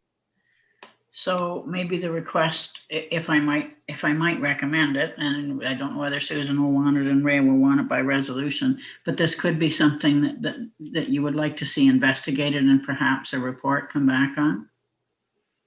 That sounds good. Yeah, I like that. Council? I don't always get the policy and the legal sense of it correct as far as what can and can't be done or the right words or whatever from policy perspective or from the provincial guidelines or whatever. So I just think we need to enable staff to continue doing the simple and easy things that can be done where we don't necessarily have to be reviewing every single application. Yeah, and obviously in that case, the applications we would be reported to after the fact that certain things had gone forward, but that the business could continue to be conducted. And I just might mention that through the EOWC and AMO, we're not the only municipality looking at this right now because they have seen that things can run fairly seamlessly with just ordinary severances and so on. Councillor Pennell, I saw that you wanted to comment on this. Thank you, Worship. I 100% agree with Deputy Mayor. As a matter of fact, I'd even like to take it farther and just have them have staff take care of all the consents throughout the year, whether we're in a pandemic or a state of emergency or anything. I was going to add what the deputy did mention that I would really like to have a copy of what has gone through so that we do know. So we're caught up to date on that.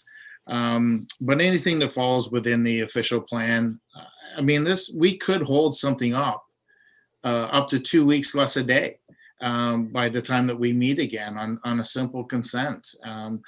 And I think going forward and how we're looking at streamlining and being more efficient with our building process, and especially with now having Section 8 as well taken care of, I just think that this is a great way to go. I mean, if it's a simple consent, just the severance, it meets all of, I mean, we really basically just go with the staff recommendations on the easy ones anyway. Now, keep in mind, we have had some where we've questioned and we've went back and asked for more information, and we'll still need to do that. But I have full faith in our staff that they will know which ones we'll need to bring back to us. So I would second what Deputy Mayor has mentioned. Councillor Richardson, and then I'll come back to you, Deputy Mayor. Thank you, Worship. I think this evening Committee of Adjustment was more so that we didn't have the right notifications. If I'm correct, that had we had the right notifications, then we could have done the Committee of Adjustment. And there's no way to have the right notifications because the province changed stuff on us after we'd already done the notification. So it's very simple. I'm assuming we're still going to continue to have Committee of Adjustments every 2 weeks with each council meeting, if I get this thing right. So not that I don't have faith in our employees at all. It's just I guess for me, it just adds a little bit of transparency to it, that when it comes before council, the public, the people that put us into office, look at it and say, listen, I'm getting the big dollars that I'm paying for with my council members, because they're looking at these things that are going through the Committee Adjustment. So, but I wouldn't be adverse to seeing or hearing a report from staff if they were going to bring a report back. It's just that I like, even though I agree with most of the straightforward, simple, even stuff, the transparency part to it is also what I like by bringing it to the Committee of Adjustment. So, anything further? If I could just add one more comment, Your Worship. I'm assuming that's a yes. Oh, sorry. So, yes, I thought it said yes. I just wanted, one thing that gave me additional confidence in this was, I remember one of the ones that we had recently where staff actually proposed a condition that we pulled back on. And so the confidence comes from the sense that I think Mr. Nobes and the other parties up there are going to err on the side of caution and put more conditions in and less. And that gives me confidence that I think they're taking care of the situation in what they believe to be the most appropriate way, and that will meet and serve the municipality well. And again, if it's a business as usual and it fits, that's great. If it fits within the 2 week timeline, that's fine. But I hadn't considered the Section 8 stuff. You know, you get buildings, they're underway and they get held up, and if it comes down to us having to make a decision and it has to wait an additional 2 weeks, and then something comes up that makes us wait a month, that seems unreasonable. So I think we have to adhere to timelines. And if giving the staff the permission and the authority to give the authorization or the consent in a more timely fashion, given a state of emergency or something that delays our process, and it seems appropriate, you know, it's not that I want to take it away from us on an ongoing basis, but I want to make sure that the public is well served when it's an obvious and easy one to do.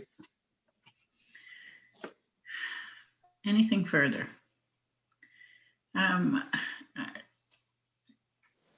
Councillor Richardson, puts a good point there that it isn't that we're so highly paid, and there certainly is transparency. But I guess I've always viewed the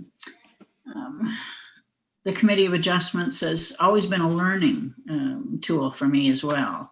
And so when people are thinking about things that they do, it gives you a little bit more knowledge than just reading a report after the fact. So I guess what I would recommend, because right now we're going to have, we're going to be going into priority setting and discussions in January or February or whenever we can get the time to do it as a council. Could I suggest that we keep that on the back burner and maybe bring it forward and have a more fulsome discussion that then we could go with staff? It could be something that the province, and through, we also have our planning meeting, I think on the 20th, do we not, with all our municipal partners, with the county where they got the funds, and let's just leave it until we get a chance to look through that, if that would be okay. I certainly see what you're saying, and I think it's a good idea. I just know how much more I have learned. Maybe it's sitting in the chair, but how much more I have learned with the way that things have come forward. But I think they're both good points. You two good with that? I certainly instead of wasn't. just leaving it. Sorry, did you freeze or did I?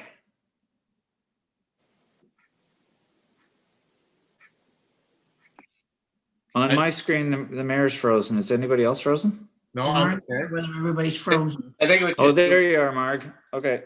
Okay. Marg, if I may chime in, I just wanted to say I certainly didn't expect a decision on this. I really just wanted to open the dialogue. And if it fits to talk about it more on January 20th, after each of us has had time to digest it and staff as well, that's fine with me. I just wanted to start the dialogue on it. Yeah.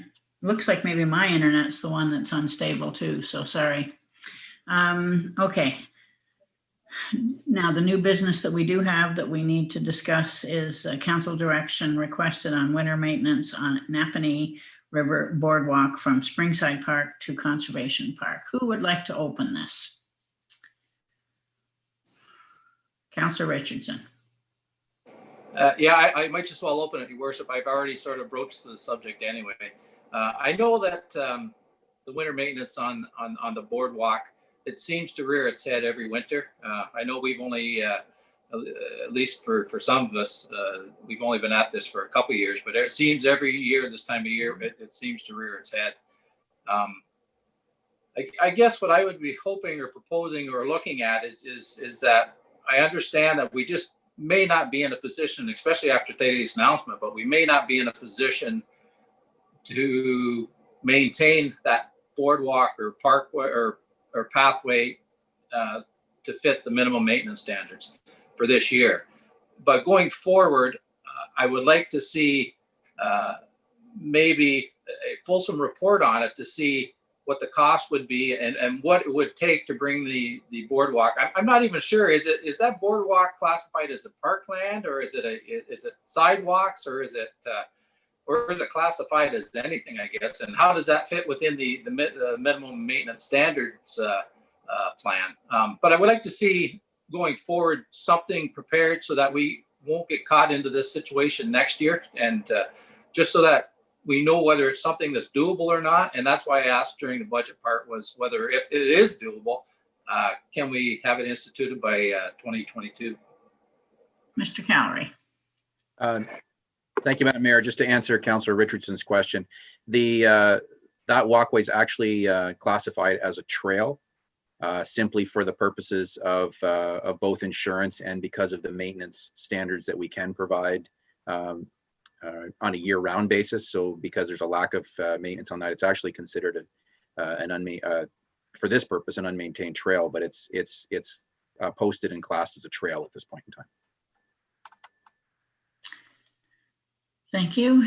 Councillor McCormack. Thank you, Your Worship. Last winter, as Councillor Norrie pointed out, we had discussions about this, and I remember at one of the conferences,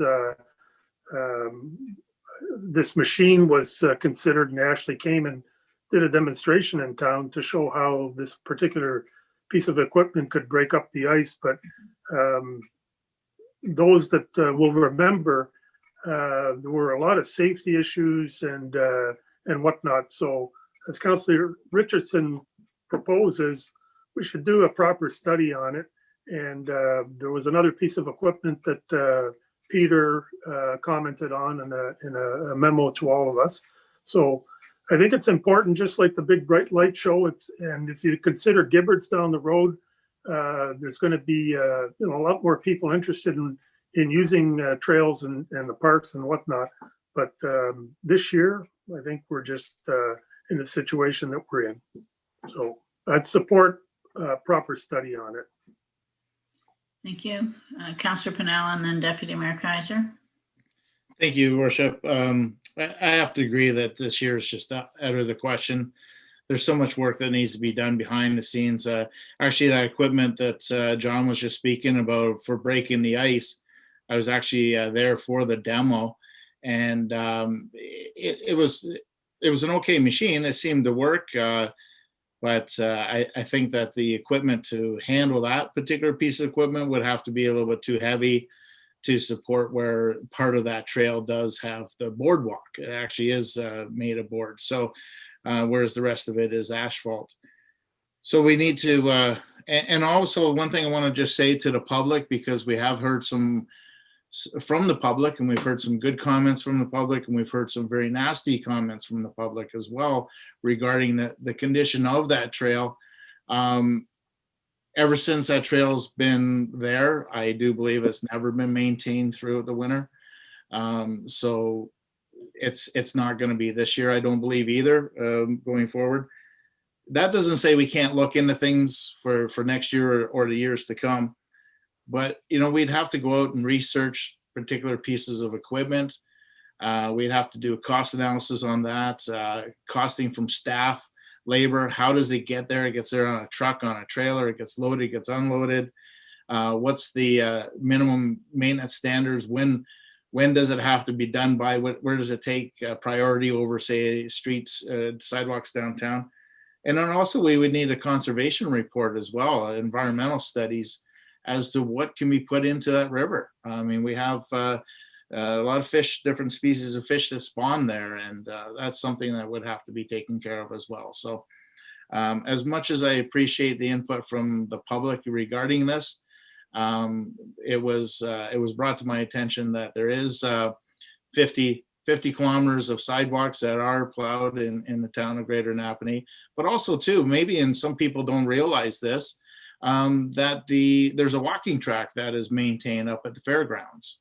So, and I thought maybe people did know about it, but I did talk to some people that didn't know. So I'm just saying that out loud to the public, that there is a place to go walking up there as well. Thank you.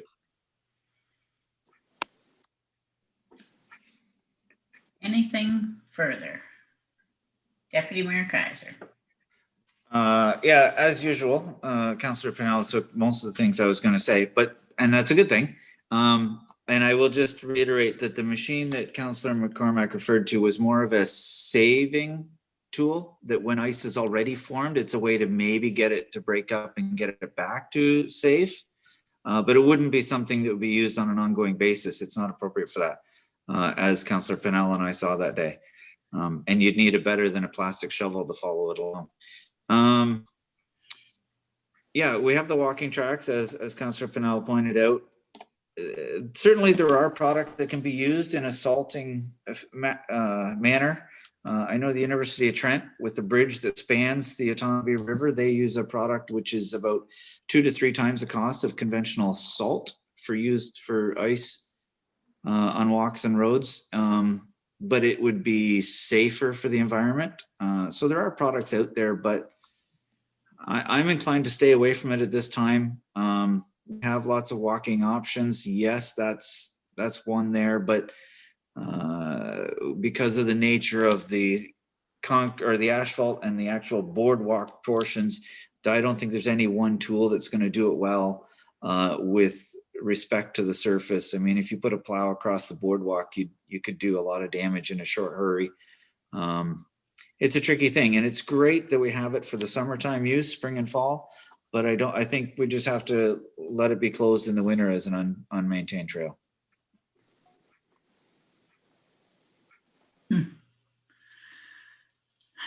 Anything further? Councillor Johnson. Thank you, Mayor. I appreciate the comments that were made so far, and I think the thing that resonates with me the most is we had this same discussion last year. And I can remember people talking about this 2 and 3 years ago as well. As we encourage people to get out more and more, they're looking for a little bit of a different scenic route than a loop in the fairgrounds.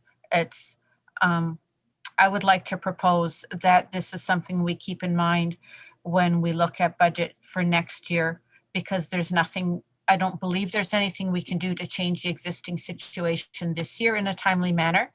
And perhaps we can task staff with starting to pull together a report as to what needs to be done to the trail in order that we can maintain it and the materials that need to be used. But this is not going to be a little, grab a couple of shovelfuls of sand and spread them on the trail. It's going to be a significant project. But I think it's worth investigating in a deeper manner than we have to date.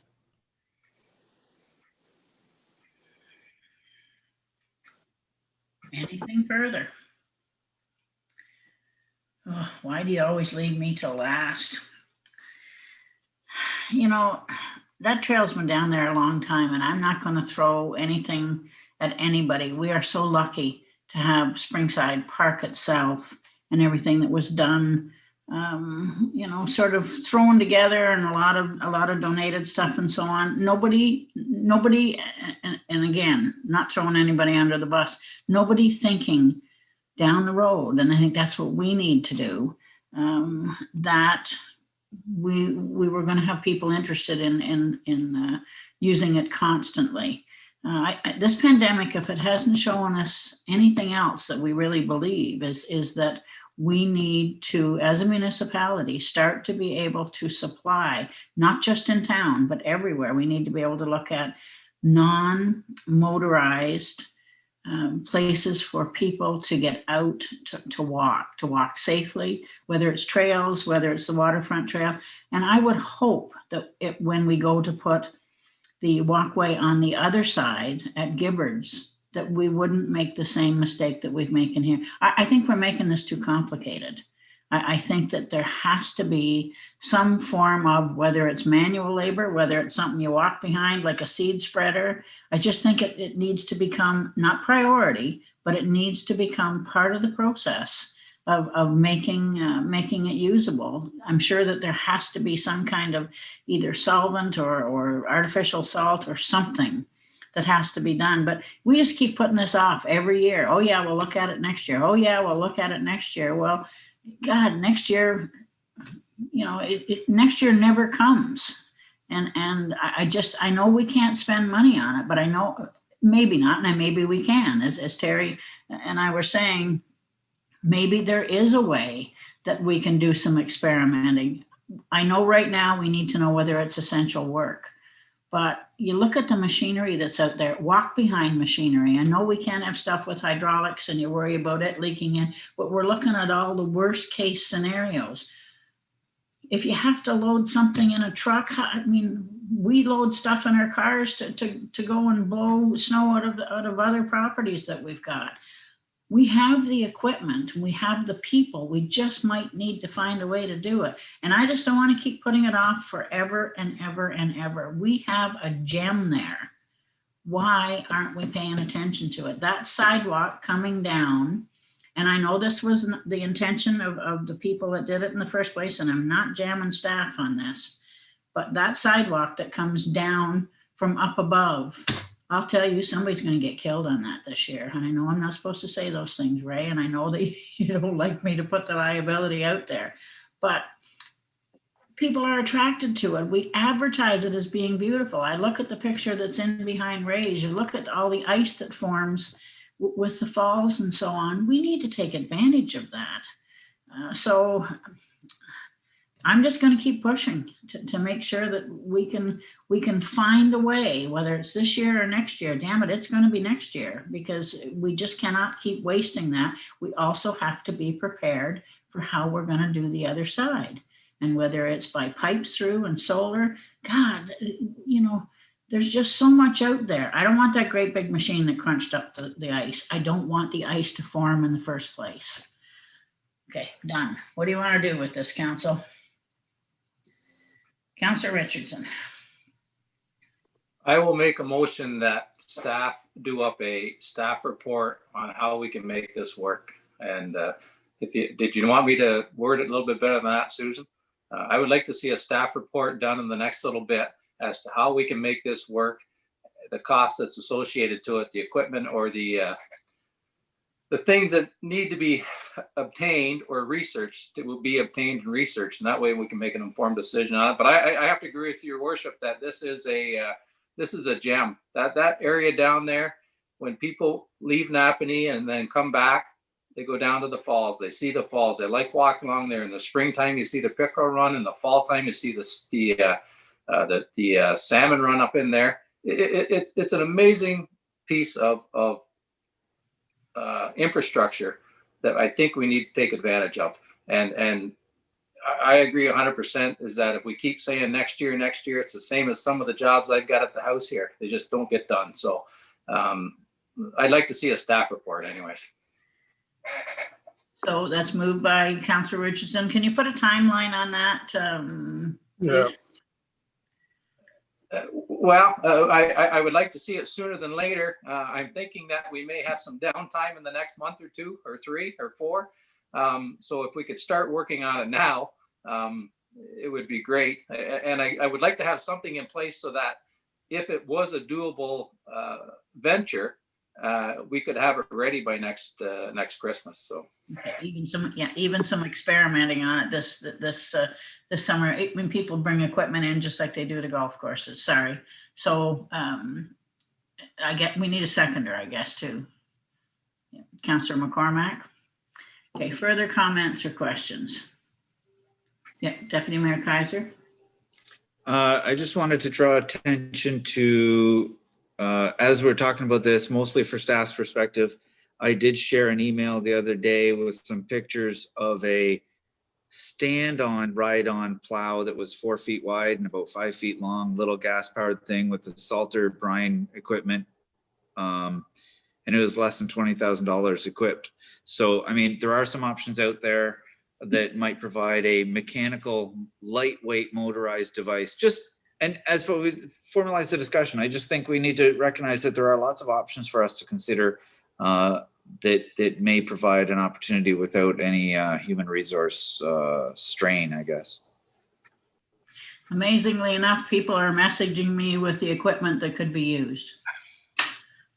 You gotta love social media. Yep, no, sir. Councillor Johnson. Thank you, Mayor.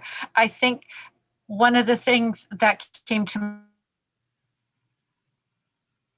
taking a low-key approach to this is perhaps we can also do some testing this winter as to what kind of things, which kind of procedures have a possibility to work and which ones don't. And do we have an opportunity to here to create a community group, Friends of the Waterfalls Walking Trail or something like that, so that it's not just staff who are working on this, but we might also be able to pull some volunteers in to help. We've actually had a group that has offered that, and I'm sure that we're going to find out that it isn't something that we'd be able to. I'm going to get to you there in just one instant, Ray. But I think that there has to be some way that we can do it. And I know at the golf course, they always want to bring in machinery to show you what can cut fairways better and so on. There must be companies that would come and do demonstrations like this other company had done that would show us the walk behind, which I've received here on my phone from somebody. It's an $18,000 machine that I'm sure we could use somewhere else. and hopefully buy locally. But you know, maybe those are things that staff could bring forward to us if somebody wants to demo something. Councillor Richardson, did you wish to say something there? No, okay, I didn't know whether you were reaching for it. Okay, so we have a mover and a seconder, directing staff. And Susan, do you have what you need? Mr. Cowrie, I'm not going to shut you down this time. Sorry, go ahead. No, that's okay. Just to assist with the motion as far as timing, if at all, if we can direct the preliminary report or a starting report to come forward. Council is planning on trying to have a strategic planning session, yes, working around everybody's schedules here within the next 4 weeks. And the suggestion being is that one of the major strategic items on our listing right now that's outstanding is trails. okay, This is the walkway and boardwalk, and also the riverfront development is another one that is actually, so all of this fits into our strategic development. And I think part of this may not be just the equipment, it may actually be the design and the layout of actually the width of the path, the drainage on the path. And so it may actually be a little more capital work that's required to make the operations a lot smoother going forward and to save operational money year round, if the intent is to go year round. And I think that the point of that discussion coming up here in the next 4 weeks is really, what are we looking from a trail perspective? What are we trying to do on a year round basis and advance on that? And of course, the idea being is to try and create a system, which staff is working on in the morning, of coming back to council to say, how can we make these operational or at least shovel ready on all of these various projects, or some of them operational and shovel ready for grant purposes, no later than June of 2022.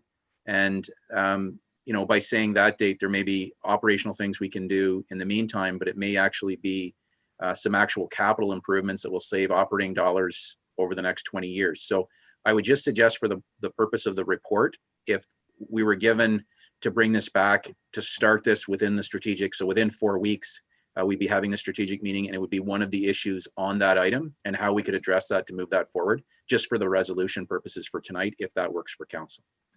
so mover and seconder, a 4 week window would work? Yes. Yeah, perfect, okay. And thanks, because I know, I really think that it's something we need to look at, and the fairgrounds is a great place, but it's not our property, and it's a great partnership. But I think we've just got such a gem there. I hate not to see it used. I'm going to call a question. All in favor of the motion? Carried unanimously. Thank you. Any other statements by members? Yep, Councillor Richardson. Thanks, Your Worship. No, I was just wondering, I was fully expecting to see some information on the bylaws that we've started up with respect to feeding the birds and the ATV bylaw that we kind of want to get cleaned up. Is there a way that we can get that looked at sooner than later as well? Sorry, I sound like I'm barking out a whole lot of orders here, but I think those things could probably be cleaned up fairly quickly, and I'd like to sort of get stuff cleaned up and out of the way so we don't have to, well, first of all, so we don't forget about them, second of all, so that they don't get dragged on too long. Okay, so the animal feeding and bird feeding, I think I'm aware of. The ATV, I guess maybe I'm not as up on, but I see Ray has come up, and I think Susan actually, maybe Susan unmuted herself first, so I'll go to Susan and then I'll come to you, Ray. Just through you, the feeding of wildlife bylaw, it is scheduled, or the report coming back with the recommendations is scheduled for the next meeting. Just with the holidays and such, it wasn't able to be on this meeting, but it is scheduled for the next meeting. Okay. Ray, did you wish to speak to it as well, please? Sorry, Madam Mayor, just on the ATV, I think from my recollection from the last meeting was that we would be having discussions as far as the snow plowing and that portion of the all-terrain vehicle to address that in a more informal manner at this point in time, and that the intention would be is that that bylaw is included as part of our trails discussion as well, because it's both motorized trails and on-road discussions as far as our road allowances.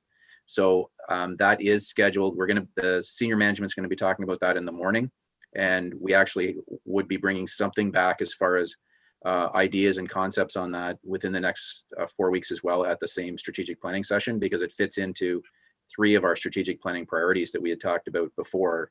But if there's something more specific at this point in time, we could certainly try and get it to the next meeting. Okay, good, thank you. Any other statements by members? Anything else? Yeah, Councillor Norrie. Thank you, Your Worship. Just going to the past, I know we voted on this last meeting. The consultant for the fire plan, have we signed a contract? Do we have one set up yet? Does anybody know? Or it's just in the studying stage to study a consultant? I've got two. I've got both Ray and Paul that have popped up, so I don't know who's speaking to that. Or then and there's Deputy Chief Koenig too. Wow. But the whole gang. Chief Koenig? The RFP is basically drawn. It's just being reviewed right now, and it hasn't been put out yet for the fire master plan. That's where it stands at this time. Councillor Norrie, does that answer your question? Yeah, I just have a concern with our budgeting and the money we're spending. I actually have written a motion, if I may read it, and if I get a second, I'd like to talk about it. You want to do that tonight, or are you doing it by notice of motion? No, I'd like to do a motion tonight. Okay, yeah, sure, yeah. Okay, thank you. I move, effective immediately, that the use of a consultant for the master fire plan be canceled, and that the fire plan be done internally by our acting chief, deputy chief, fire prevention officer, and training officer, and if needed, further expertise from within our fire service. This plan is to be done by the first council meeting in December of 2021. And if it gets second, I'd like to explain further, please. Do we have anyone to second the motion? I'll second that. Okay, Councillor McCormack is seconding it. Okay, Councillor Norrie, go ahead. Well, my understanding in this regulation is that we must have a fire plan, or a master fire plan, but there's no date. And we do have one from a former chief who's from the Ottawa area, which is outdated, but we have a master fire plan. Now, my biggest concern is saving the taxpayer dollars for what this consultant's going to cost us. Plus, we have a wealth of experience within this town. I mean, we have an acting chief who's born, I think he was born and bred here, knows this town backwards. Our deputy chief is trained at the fire college. Everybody says how excellent he is at scenes. Our fire prevention officer would know about risk, like the gas plants. And our training officer would know about equipment and training, all parts of the fire master plan. And I don't see a reason why we can't have a Napanee-made fire plan. We pay these gentlemen excellent money. They have a lot of time to finish. I have talked to some, and this time frame works. But I don't see why we have to bring outsiders in to look after our town. And we have so much professionalism between this and our volunteers who are all from this town and do work in this area. So I think it'd be a morale booster, plus they would have ownership in this master fire plan. So that's my thinking behind this. That's all I'm going to say about it. Thank you. Okay. Deputy Mayor Kaiser. I respect the opinion of Councillor Norrie. And I don't have it in front of me. I wasn't anticipating this, so I can't recall the meeting or the minutes that I could refer to. But I do recall that we talked about this plan. We agreed to it as a council direction to proceed with this plan, which is why staff have drawn up the RFP. I can't even recall all of the speaking points to why we made that decision. But I think it's important to point out that we as a council gave staff direction to prepare the RFP and proceed in this direction. And I don't think it's entirely fair of us to change our plan at this point in time, sort of as a knee-jerk reaction to cost. We made some good logic at the time. again, I'm caught off guard by this a bit, but I know we talked about it at length, late fall. I don't even remember the date or time. I'm sorry about that, but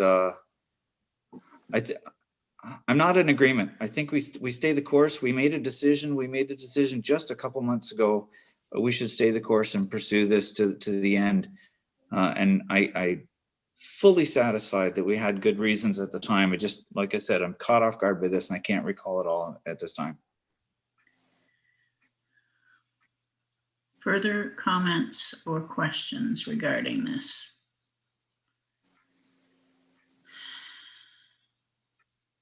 Councillor Pennell.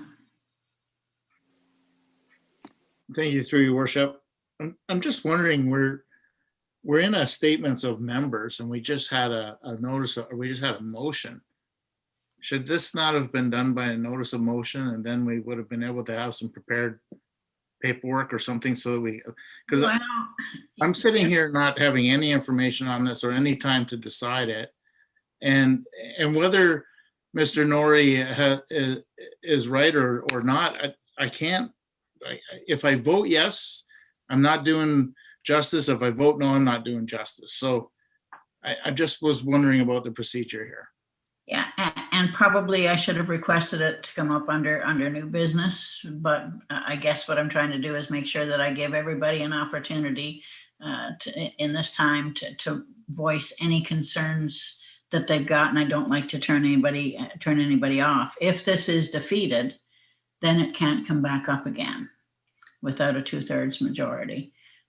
If it is put off for discussion at a future time, then it can be discussed, but I would have to agree too. We have given staff direction to this, so it makes it a little difficult.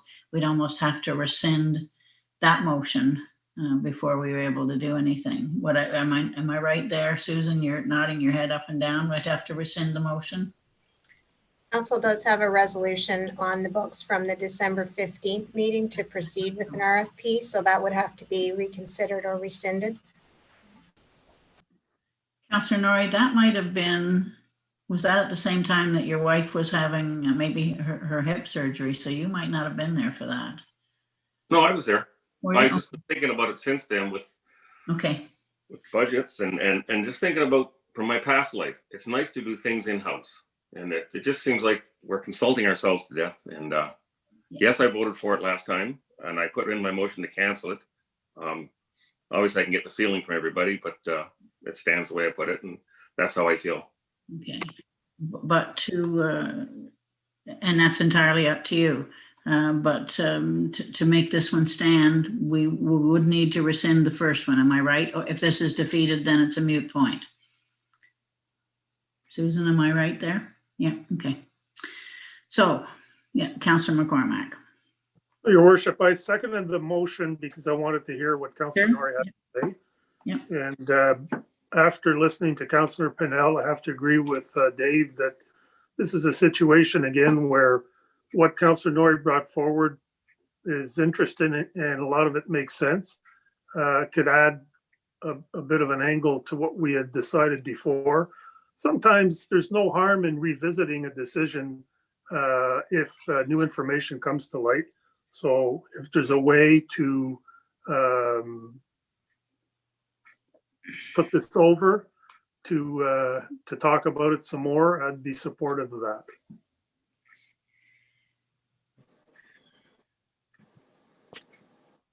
Councillor Norrie. If you wish, if that would make everybody happy, I apologize for making everybody jump back. My error.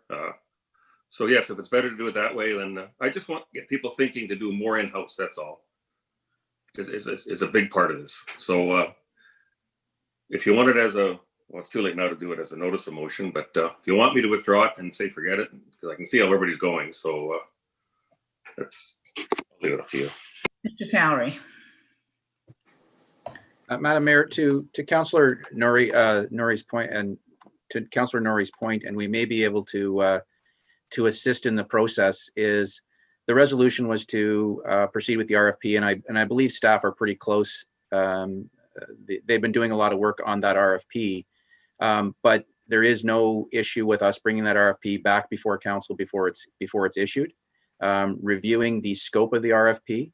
And it could be that council at that point in time feels that the RFP needs to either be scoped down to make it a more narrower RFP process, or at that time could ask for if they believe that the RFP isn't reflecting the intentions of council at that point in time, could either put off that, but basically the current resolution could basically still be fulfilled, be brought forward. Council could review the RFP at that point in time if it still meets what Councillor Norrie, to what Councillor Norrie is trying to put forward, but still give everyone an opportunity to have that second look prior to the issuance. It could be it's scoped, it could be it goes out as is, depending on how council feels about that, or it could be delayed somewhat depending on where we are with the pandemic and other issues at this point in time. So I'll just leave that out. I just wanted to add that point that the step of bringing it back for council's consideration prior to issuance is still very much on the table.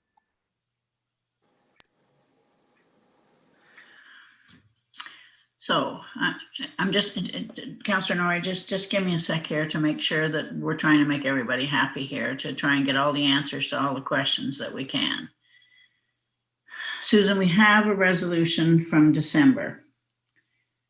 Councillor Norrie wants to raise sort of a revisiting and rethinking of it without losing the first motion in December, and also without putting Councillor Norrie off. What would your advice? I'm not going to say suggestion. What would your advice be? Here we go with the defer again. to make sure that Councillor Norrie's questions and comments are met, and still proceeding with trying to get this master fire plan done. I think if what the CAO suggested was favorable to council, that would be a good approach, bringing the RFT forward for council review. Councillor Norrie, would that satisfy your needs? Yes, so that we get to look at it, plus without putting everybody else on the defensive, and give them a chance to look at it too, and maybe we become friends again. I don't think it's defensive. I think it's concern. It's concern about not trying to do donuts in the middle of a traffic circle. So, and I very much appreciate that you're trying to do it that way. So we can just let it sit with the request that it come forward to our next meeting. Do you want that by way of resolution, Susan? That the RFP comes back for review at the next meeting?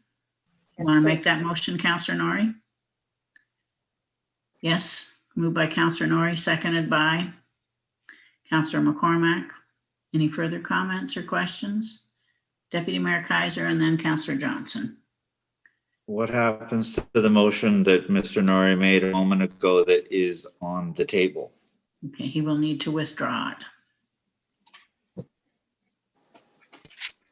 Under those circumstances, if my seconder agrees, I'll withdraw it. Okay, seconder withdraw. The Agreed. first motion, okay.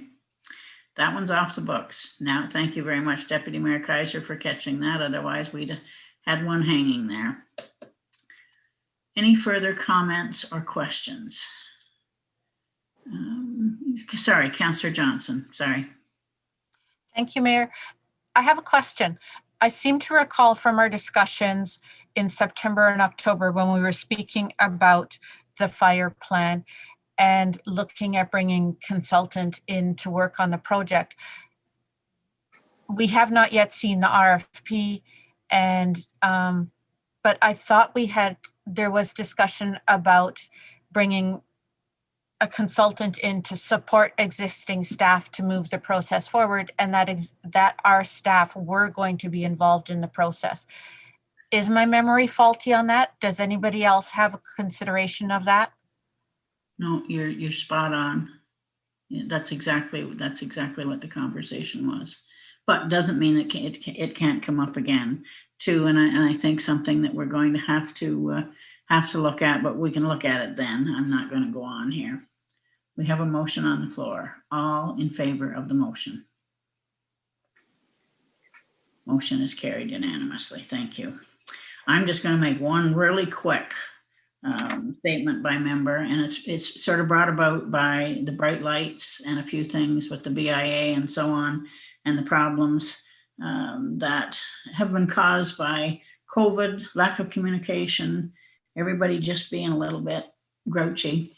And that's the polite word for it, is every year when you look back at recommendations coming out of the Bright Light Show, it keeps saying, we need a committee, we need a committee, we need a committee. And that's been a recommendation. We need to move forward and get a committee that includes, you know, some people on the BIA, a volunteer representative, probably somebody from staff, that two people from staff that would guide us, but we can't let this whole bright light things die. We need to be able to move forward with the animateds for next year. A lot of them need to be fixed. I've got some people who have stepped forward that want to be able to do the re-welding and things like that. A lot of those were done by our former mayor, as well as firefighters who have welding tickets. And it just would be a shame to see some disagreements and misunderstandings and poor communication on everybody's part to put a bad light on the Bright Light Show. End of sermon. And we also need to move them out of the downtown too. We need to get more things maybe even out and about. I'm done. Deputy Mayor Kaiser, did you have your hand up? I was wondering if you want a motion on that, because I would make that motion, because I think also the committee would help generate a reliable volunteer pool. No disrespect against Councillor Pennell, he's a very reliable volunteer, but I know every year it's a little challenging to make sure that enough people are available at the right times for the putting up of the lights, and maybe a committee is another way to help attenuate that. I think that's good. And of course, because you're volunteers, there's training involved and so on. So you want to make that we look into getting together a Breaking a committee. On the recommendation of what staff thinks it should look like. And you're going to second that, Councillor Pennell? And the needs for it. All in favor of that motion? Motion's carried. Boy, a lot of motions come out of that. Now that I need a motion to adjourn to closed session, the council resolve itself into closed session pursuant to section 239 of the Municipal Act 2001 as amended, in order to discuss the following: 2 personal matters about identifiable individuals and advice that is subject to solicitor-client privilege. Moved by Councillor McCormack, seconded by Deputy Mayor Kaiser. All in favor of that motion? Motion is carried.